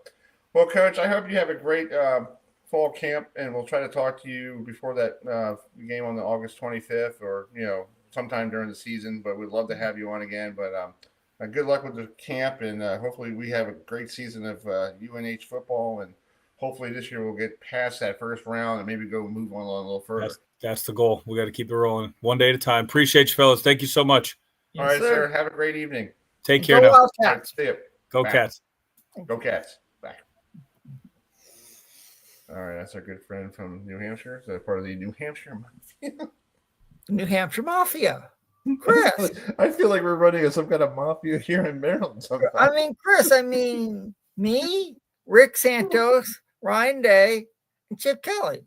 Yeah, I mean, would love why to not? meet Ryan Day. I think it'd be funny to meet Ryan Day. Be like, Why? yeah, I Ryan Day, mean, you wanna why look- not? I mean, You might it's look at you true. like, I mean, we all have something in common. So it's like, maybe we have. I was like, it's like I thought the name. I was like, it's the New Hampshire Mafia. It's like like Coach said, we Grand Staters stick together and always will. So it's like, you know what I mean? I know what you mean. I know what you mean. Yeah, but it's great to have him on, and hopefully New Hampshire will do well this year. And I do too. Yeah, As a Grand Stater, I hope it would be really cool if he could find a way to bring an FCS national championship to Durham. And if he were to do that, I would find a way to go up there and I would celebrate with him. well, this year they moved it the SBA championship game from Frisco yeah, to Nashville. to Nashville, Tennessee. Yes. Good old Nashville.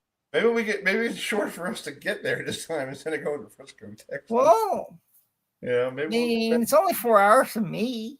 Yeah, I could probably we probably could fly into Asheville or not. Oh, sure. I mean, you and I could go to Nashville, even for the FCS national championship game, but it all depends on weather. So I saw this on the. Oh yeah. Yeah, get this, Matt. They're going to Michigan and Western Michigan are talking about playing their season opener next year in Germany. It was reported by our good friend Brent McMurphy on 3 reported this last week. They're talking with advanced discussions to create a first of the kind opportunity for our student athletes and fans. So and they want to build a new group of fans in Germany. So are we following the NFL now?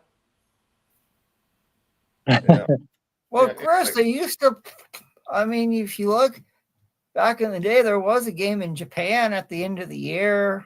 I mean, back in the late 70s, Notre Dame and Miami played each other in one of them. Yeah, and you look at like the mid 80s, I believe 89, 90s, those games in Japan. So it's like, I don't know. Yeah. Speaking about that, will they open the season up against each other? Yeah.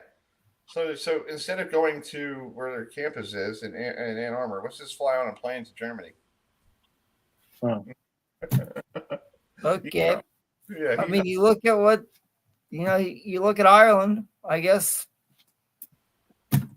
Well, I want to give you an update from Camden Yards. I'm sporting a New Jersey today.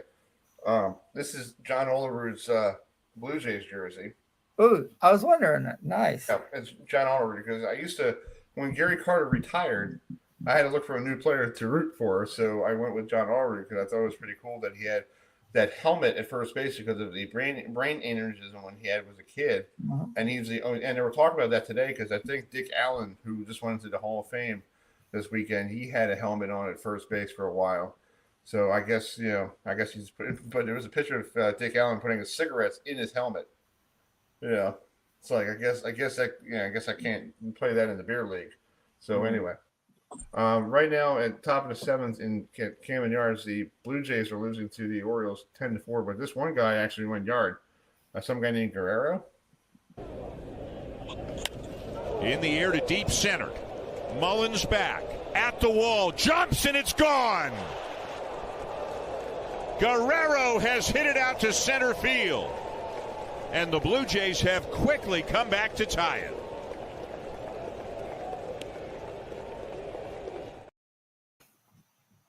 So, but yeah, the Orioles exploded. But I guess Mullins had a catch of the year there a couple nights against the Rockies here, Adam and Matt.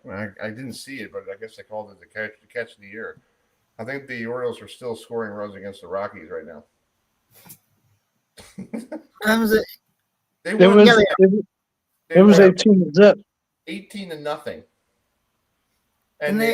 And Rogers for the Orioles pitched 7 innings, give up 1 hit. So you got 1 hit and lost 18-0.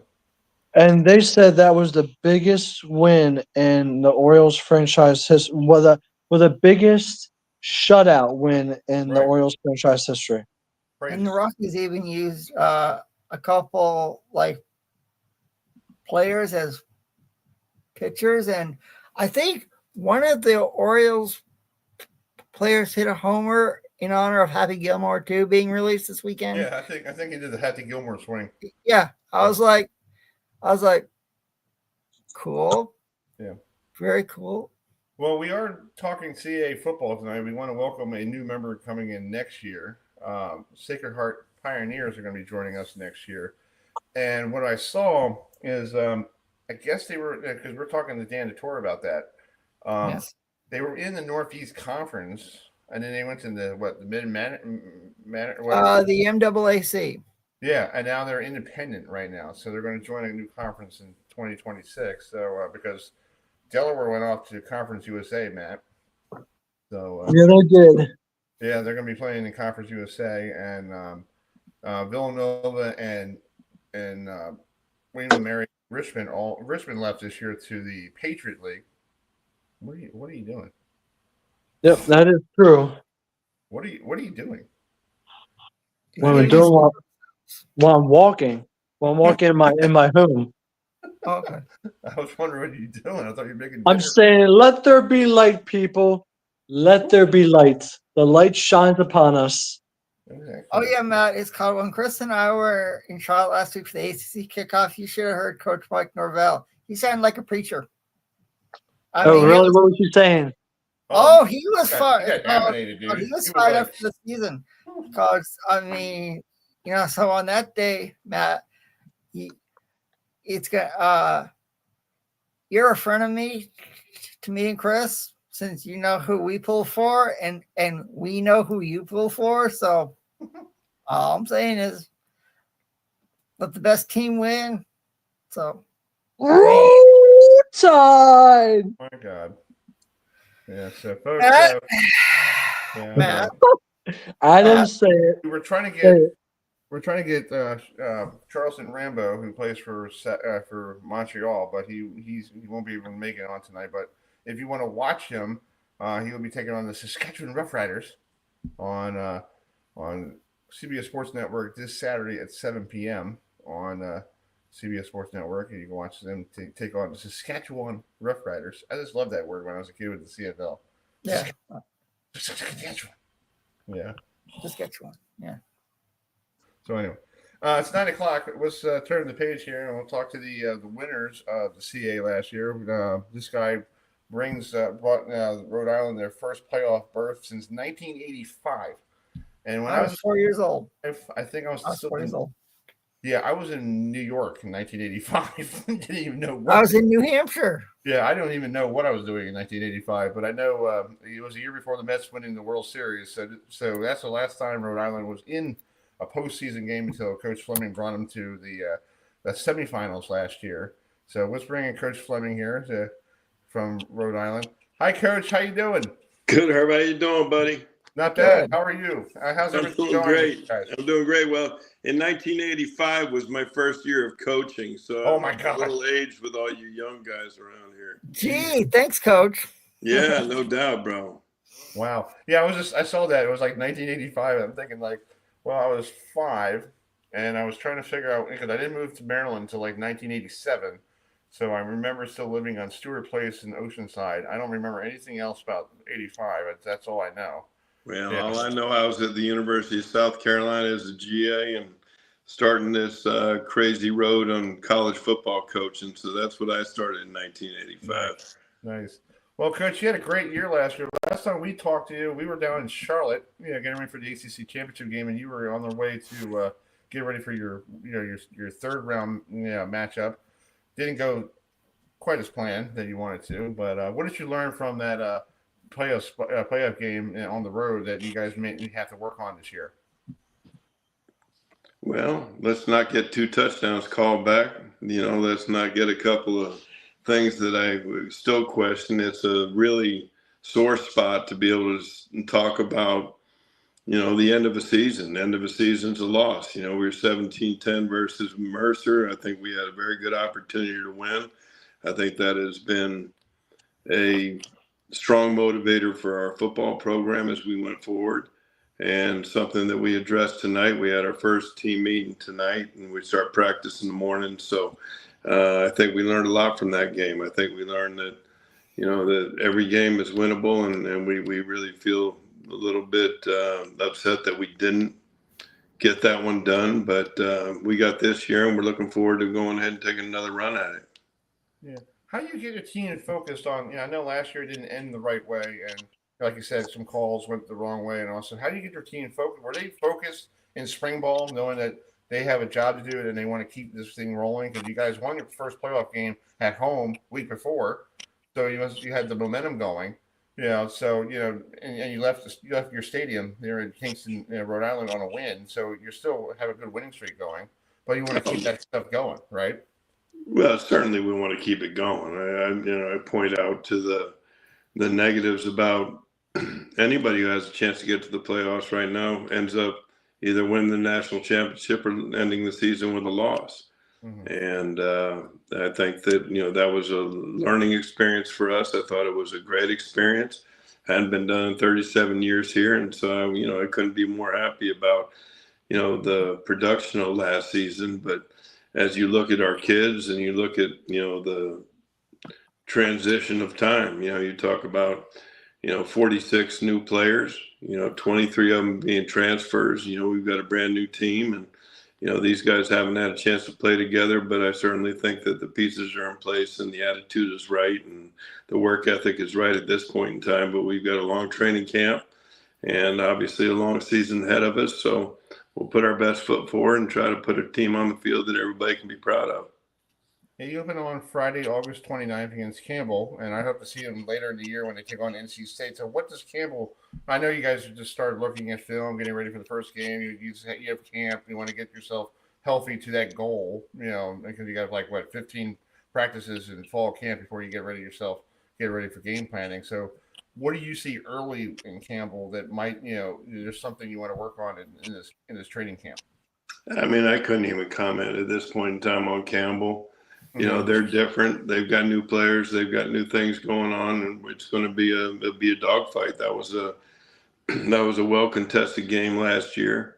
I think they had an incredible amount of talent. Obviously, we watched the transfer portal, and we see people moving out and people moving in that we don't know about.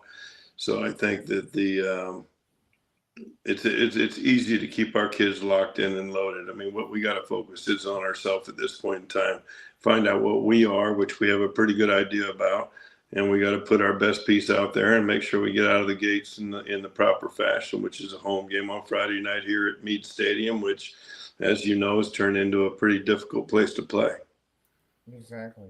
Adam, you have a question for Coach? Yeah, so it was recently announced that you guys and your arch rival Brown are going to be having the game at a neutral site in Pawtucket at a soccer stadium. So just talk about playing your arch rival at a neutral site compared to facing them on campus. I'm fine. I don't like to go to Brown. I don't like their locker room. I don't like to go to that spot, and I'm really thrilled to be able to go to this new stadium up in Pawtucket.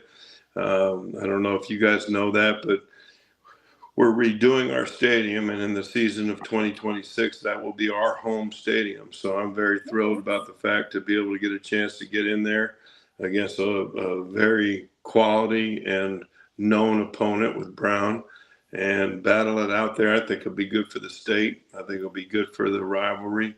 I think that'll bring a lot of interest to the people in Providence because the Rhode Island Football Club is doing fabulous things. I think they've done an incredible job building a really nice facility, and I think they've got a quality product up there that is really taking off. And what we're hoping to do is get up there and put Rhode Island football in the face of the people in the northern end of the state, which is only about 25 minutes away, but really looking forward to what that has a chance to offer for us, and I can't wait to make that our home stadium in 2026. So what are they doing at your ballpark? Are they making new refurbishing everything and making it bigger? Yeah, they're taking the east stands, which are the bigger. Hold on. I think we lost him.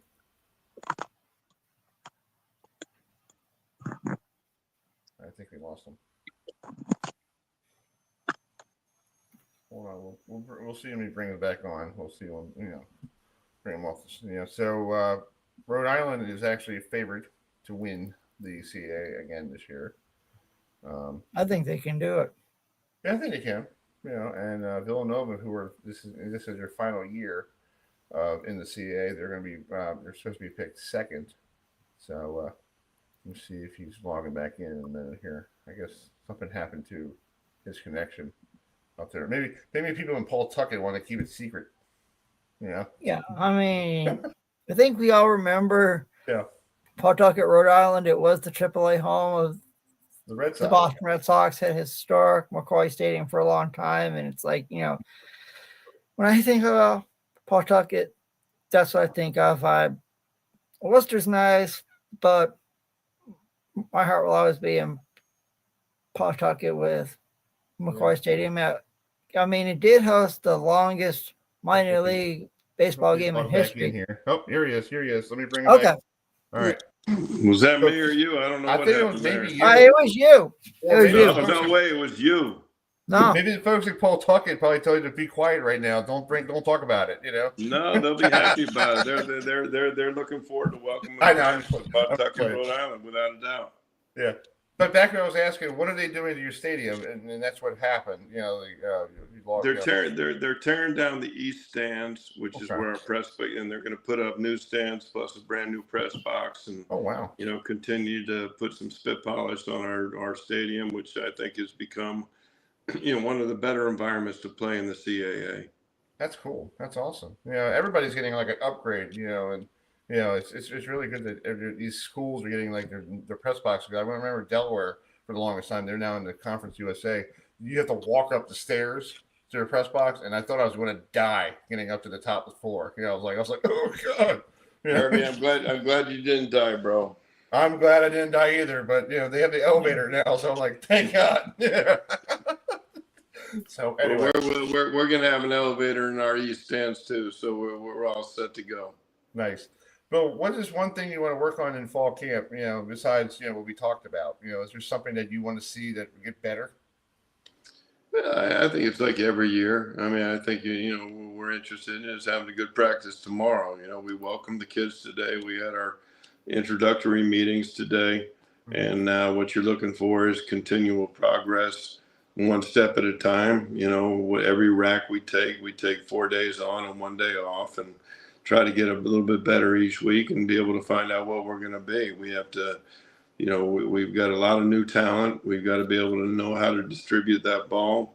And we've got coaches that are doing different responsibilities, and I'm thrilled to see the outcome of this one.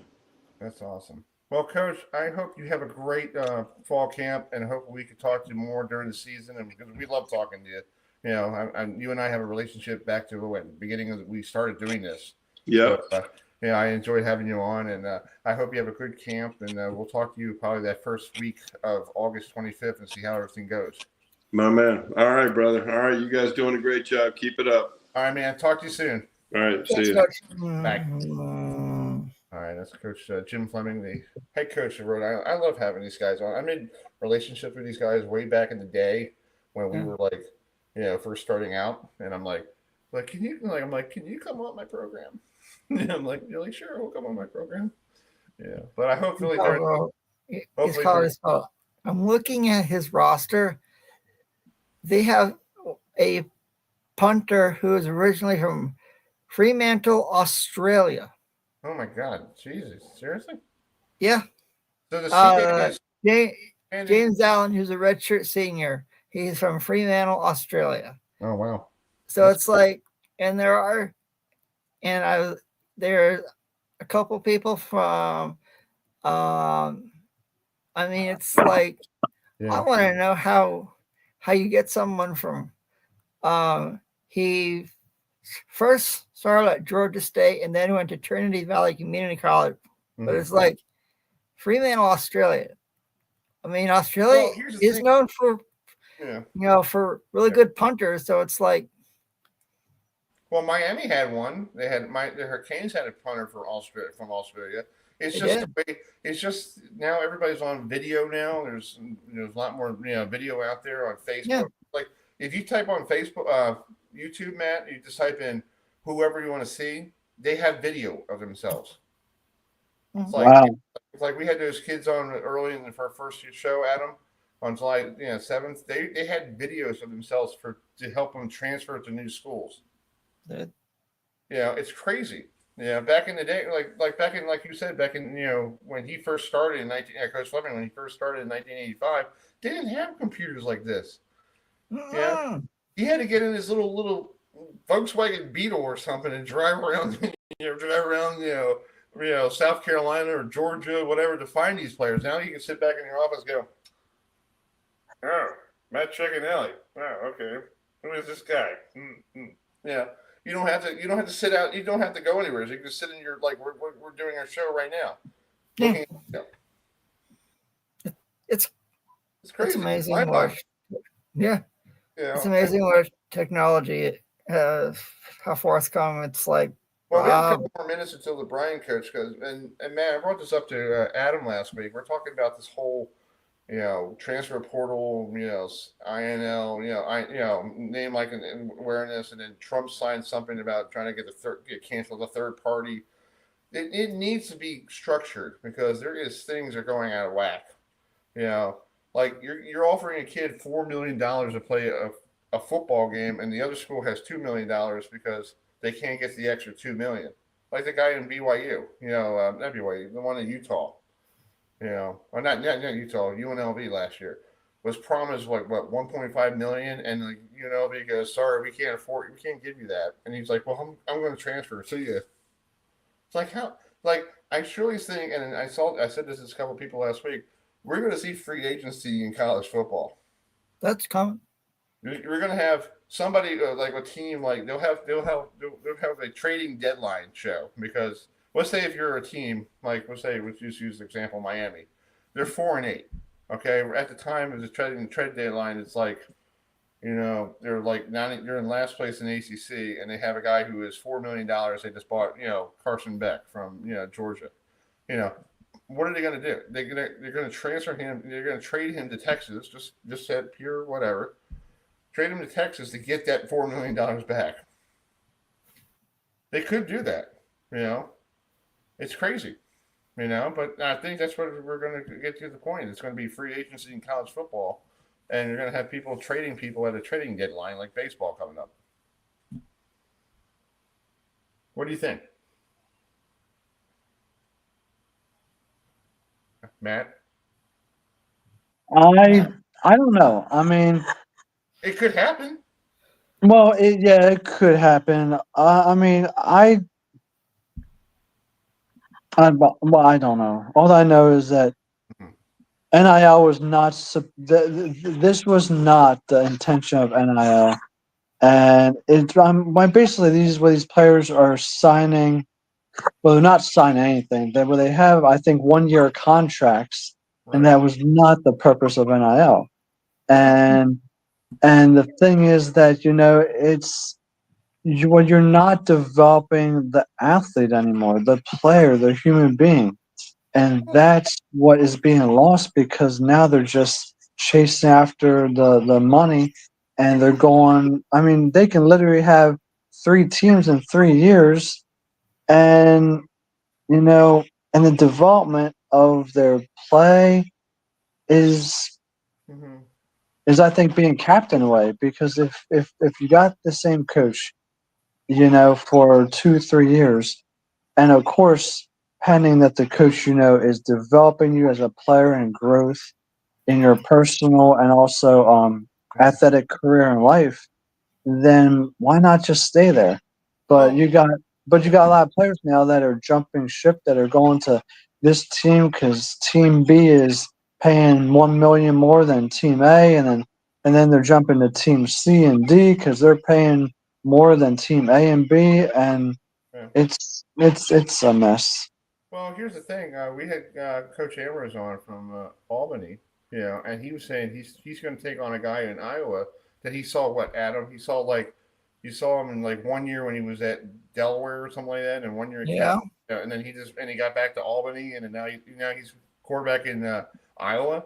It's crazy. These kids are like moving. It's like you're going to see like a trading card of like Carson Beck playing at Georgia, 1 year at 1 year at Miami, and then we're going to trade it, and then we're going to go to New Mexico State and play in the final year of his eligibility. What? Yeah, crazy stuff. It's nuts. But anyway, looking at Bryant's schedule, they have to go on the road. We're waiting for Coach Merritt to join us. They're going to play the New Mexico State Aggies out of the Conference USA, 9:00 out there in La Cruz, New Mexico. It must be nice out there that time of year, Sure. And looking at their schedule, they open up, and then we're going to try to get the UMass coach on because Coach H, who used to be the head coach at Maine, is now the head coach at UMass, and some guy named Coach Keeler is playing against him opening weekend. So we got a battle of former CAA coaches playing each other for the first time in a very long time. Wow. Yeah, so that's pretty cool. Speaking of Coach Keeler, we'll play his interview that I had with him last week in Charlotte. Hopefully we'll get that on the show next week. We'll start our NFL preview next week because it's training first games of preseason. You got the Don't Call Me the Horseshoe taking on the Ravens. Yeah, I'm not calling him the Horseshoe. I'll just say the team that Manning used to play for. That it's sad that I'm looking at it. You're looking at timelines. If the Colts actually, if the city of Baltimore actually gave them their stadium that they wanted back in 1982, 83, we wouldn't even have the Ravens here. It will be the Baltimore Colts. True. Yeah, and then they have to go to Indy, and there's people around here that they hate looking at the Horseshoe because it reminds me of their grandfather's Colts. And I get it. I get what's going on in this town, but folks, you have the Ravens the last 30 years. You need to get rid of all the Colts stuff. I know it's hard, but the Ravens are a lot better than the Colts if you look at it. They are. They have a better defense. They got better everything. And we talked to Frank Wright last week at the ACC kickoff, and he should know about the history of the Colts leaving Baltimore because he was here when he was playing at Maryland. So crazy. So we're talking NFL preseason next week, and get yourself for some week 1 of college football, and then a week later, Matt, there's a big golf tournament here in Maryland, the BMW Championship. Yep, it's at Cave Valley. It's in Owens Mills, and that is the BMW, which is the top 50 golfers in the FedEx Cup playoffs, and the top 25 at the end of that tournament will go to the final leg of the FedEx Cup, which will be held in Atlanta, Georgia. Well, we were waiting for the coach for Bryant University, but I guess he got some scheduling issues, but we'll get him on. It's the first week of camp, so everybody's getting themselves together and all that stuff. But let's bring in Coach Cosh, who I think I realized he's a head coach at Stony Brook University. So let's bring him in. If he's there. Hi, Coach. Are you there? I am. Can you guys hear me? I can hear you. Good. How we doing, guys? Doing good. I didn't realize you're from this area. You went to Arundel High School. That's pretty cool. I did. Yep. My dad was coaching at Merritt at the time. So I was there 06, 07, 08, 09, Nice. roughly. Yeah. That's pretty cool. Yeah, I was doing some research on him. Like, wait a minute. Now I'm wondering why he's coming on because he wants to talk to people in Maryland. That's right, man. Crab cakes and football, baby. So exactly. Well, you were the coach of the year last year in your first year there in Stony Brook. Congratulations. How did you turn that program around? Because I know last year it was your first year, and the year before that, Coach Peary left and everything was going downhill. So how did you turn everything around? Well, we really improved just our habits. Number one, that's the first thing you do when you take over a new team. You try to train habits that you want from the staff to the players, and you have to teach it. So taught them how to work, taught them how to finish, taught them how to do all the little things, right, like everybody talks about, right? And we actually really emphasized that before we talked about any scheme, any earth-shattering plays. You really have to teach those things. And then we kind of recruited some good players in the portal from last year. A quarterback helped us last year for sure, some receivers, some second players. So you hit on the right transfers. That was great, but we still didn't have the year that we wanted. We had 2 games there late in the year that we didn't win, and we didn't play good enough or coach good enough. And now this year we have to improve and get better, and that's why you have training camp here as we start today and have our first practice tomorrow. I'm excited for that to get better and get our process going here. Exactly.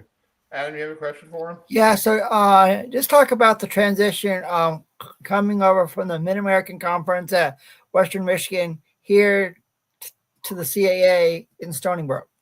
Yeah, I was at Richmond for a year as an offensive coordinator, and I was at VMI for like 4 years as the OC, so the SoCon. So I was pretty familiar with the CAA. My dad coached at Delaware and at Richmond, and I know it's a great league. I know it's a great league. It's historically been a great league, a lot of great teams and players. And I was in the MAC, and there was a difference, but it wasn't much. It was really maybe the O-line and D-line play was probably a little better. In the O-line at that level, but our school was very symmetrical. Our DBs, there's some really good pass rushers in this league too. But I felt there was a lot of similarities, and had a chance to be a head coach. That was pretty cool. I've been coordinating offenses and trying to do that and having to go do that. I'm very thankful. Sean Hilbrun's our AD, gave me a shot. I've never been a head coach, man. I really never done it. I'm young. I really haven't done much. To take a chance on me, I'm grateful. I'm very grateful. I'm still trying to prove it daily, but it was definitely a transition. But I'm thankful to be here, man. Stony Brook's a great spot. Long Island's a neat spot. CAA football is good still to this day. As you guys know, a lot of good competitive teams and coaches. So to be a part of it is neat, and trying to grow this thing every day with these guys. Yeah, I'm from Long Island. I'm from Oceanside, New York. So I know all about Long Island football because my dad, used to play softball and his schools on Long Island, like Oceanside High School, and his graduating, real quick, his graduating class was the biggest graduating class they had in that school. And one guy actually in his graduating class is head of Disney right now. Oh, wow. He told me that last year, and I almost fainted. I'm like, and you're telling me now?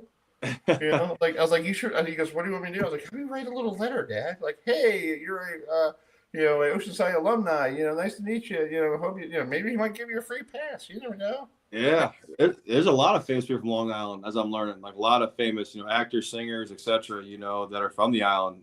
There's a lot of talent here. A lot of people live here, as you know. It's a heavily populated area. So it's a neat spot. I love going back up there when I get a chance. And I went to my old house, and it's funny, real quick.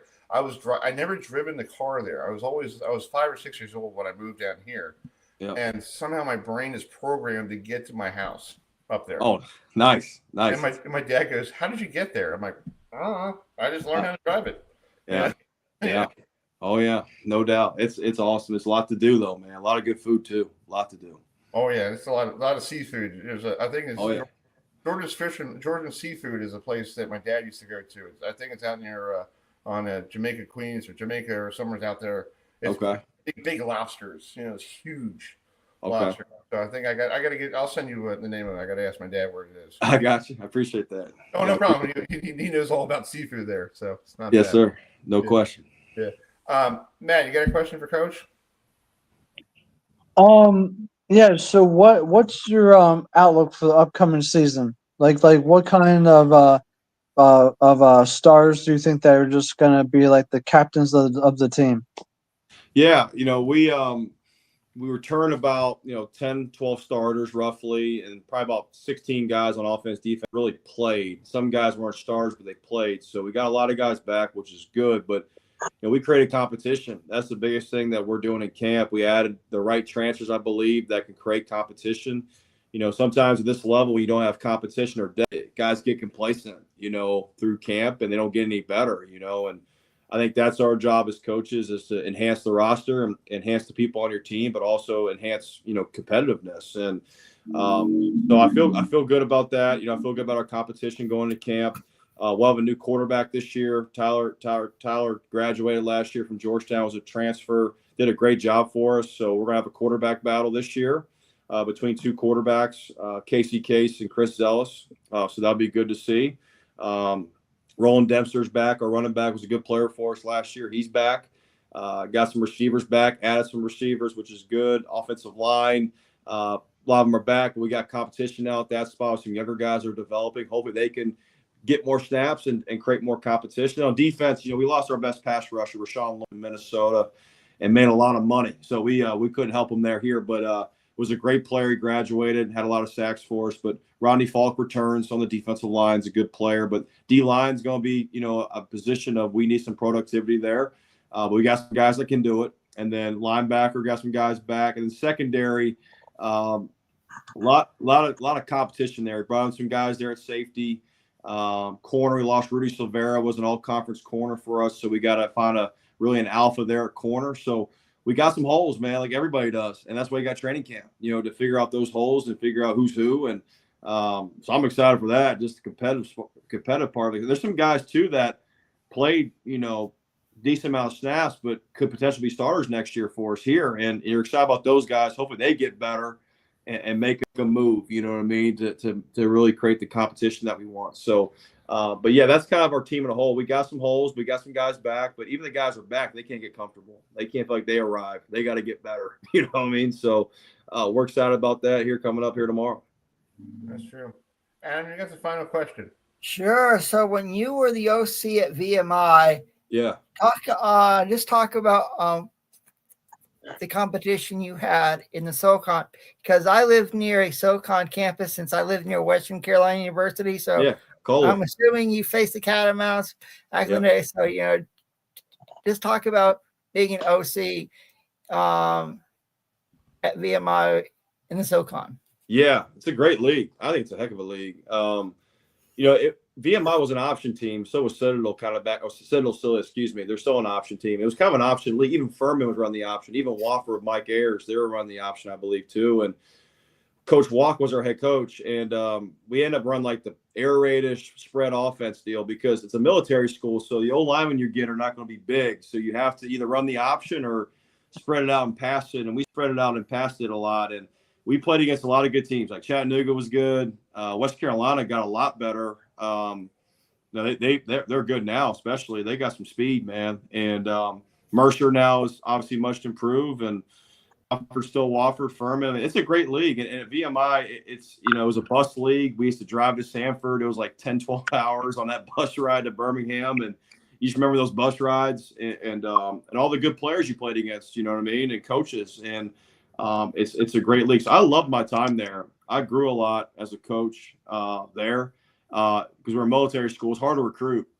It was hard to recruit because a lot of guys didn't want to wear the uniform, and March, where Army, Navy, and Air Force, you commissioned for 5 years. VMI was optional. So some guys would play soldier for 4 or 5 years, and so you had to recruit to that, and but it made you a better coach. I mean, Mike Tomlin coached there at VMI 20 years prior to I was, obviously. Dan Quinn was the head coach, he was a coach at VMI, for Bill Stewart. Like, there's a lot of great coaches that coached there, and it really made you who you are now. And I come here at Stony Brook, and I coach these guys, and I'm just like, man, like, our kids at VMI, like, they went through, I won't say hell, but they went through a lot, and the best part of their day was football.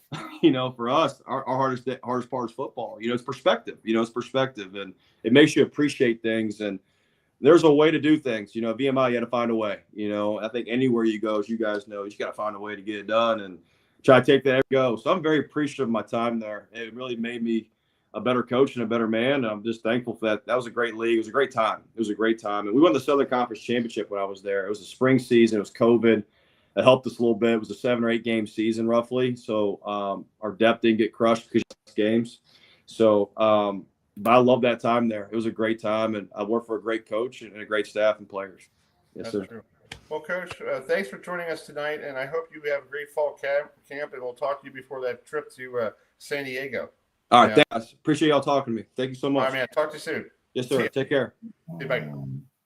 All right, that's Coach Cosh from Stony Brook University joining us here tonight on the show. We're going to wrap up the program. I guess we'll get Coach from Bryant on next week, or with everybody with the first day of camp, everybody's all flustered and trying to make sure everybody gets on. So before we go, the Orioles beat the Blue Jays 11-4. So I guess they play a doubleheader tomorrow, and tonight the Mets are playing in San Diego, Matt, and I got a little message for you from Ron Burgundy.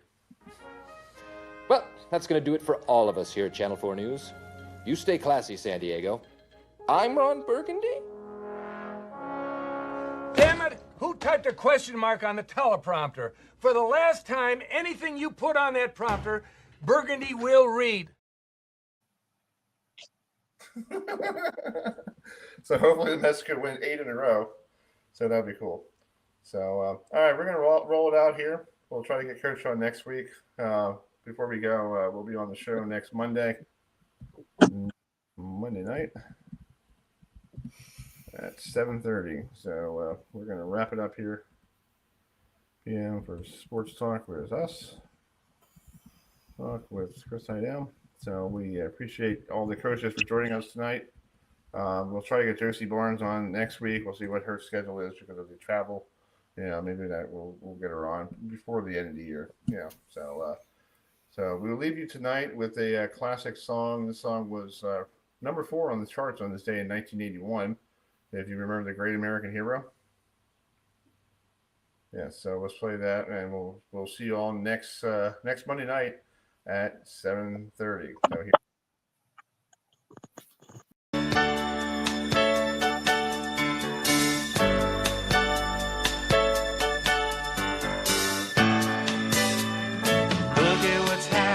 To me,